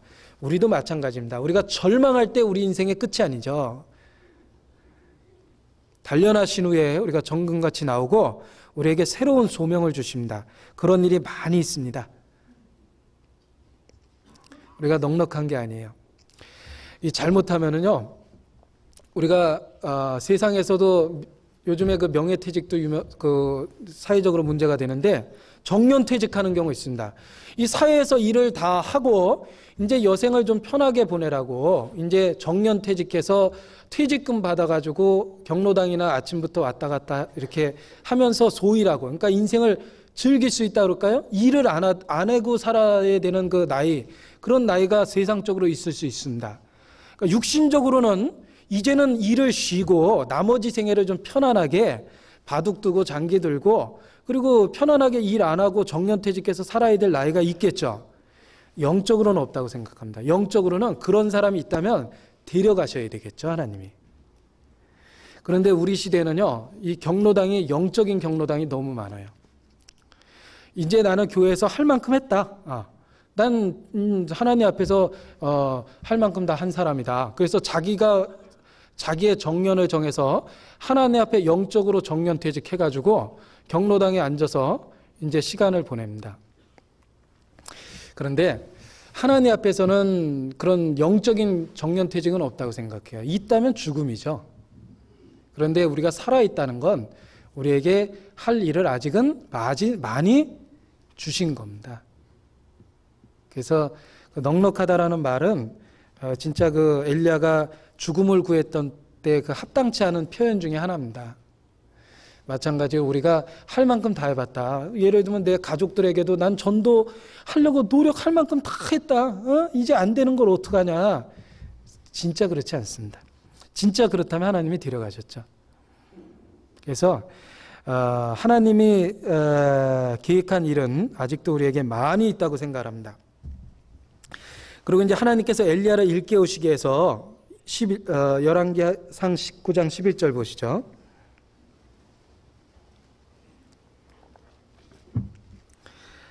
여호와께서 가라사대 너는 나가서 여호와 앞에서 산에 섰으라 하시더니 여호와께서 지나가시는데 그랬습니다. 자, 산이 갈라지고 바위가 터지는 바람이 붑니다. 그런데 그 바람 가운데 여호와께서 계시지 아니하시고 그랬습니다. 또 땅이 흔들리는 지진이 일어났는데 지진 가운데 여호와께서 계시지 않다 그랬습니다. 또 불이 지나가는데 불 가운데도 여호와께서 계시지 아니하셨습니다.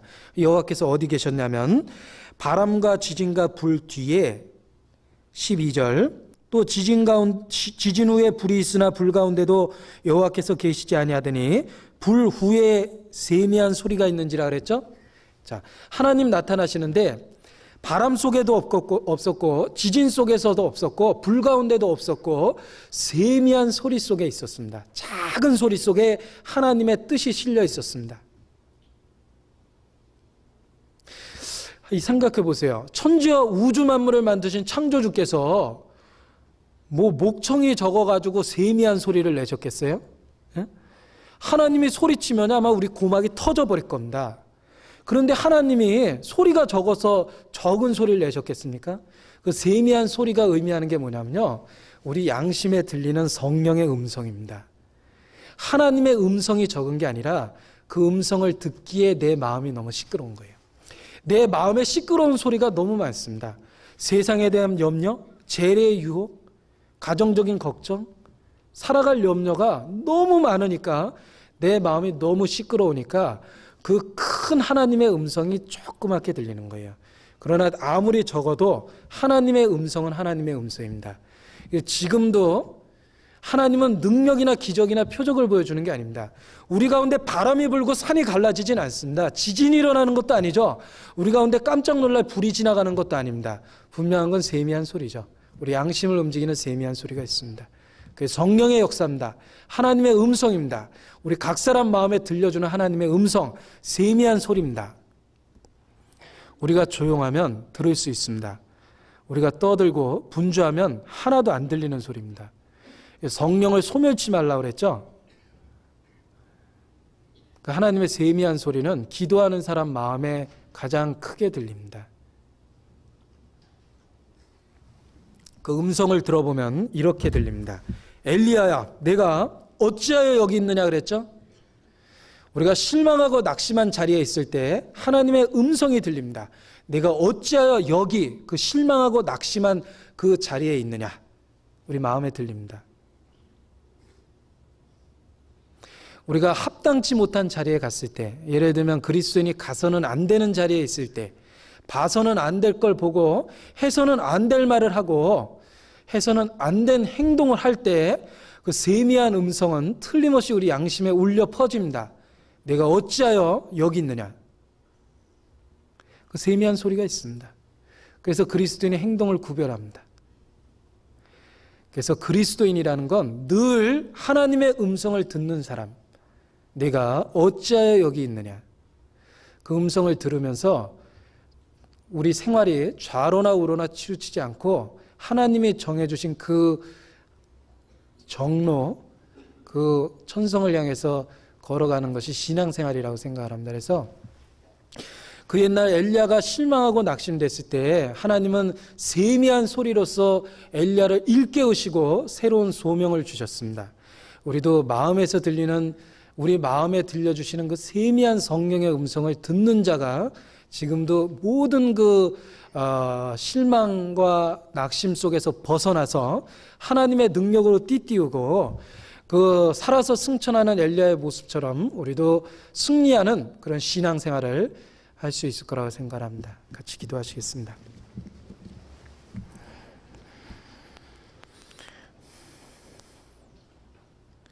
저희를 죄로부터 구별해 주신 거룩하신 하나님 아버지, 그 옛날 엘리야를 그 실망과 낙심한 자리에서 위로해 주시고 하나님의 능력으로 띠띠워 주셔서 그 영광된 그 자리로 올려주신 그 하나님, 그와 동일한 역사로 우리의 합당치 못한 모든 생활로부터 우리를 건져주셔서 새로운 소명과 힘을 주시고 하나님 뜻 가운데 하루하루 보낼 수 있도록 도와주시기를 간절히 간구합니다.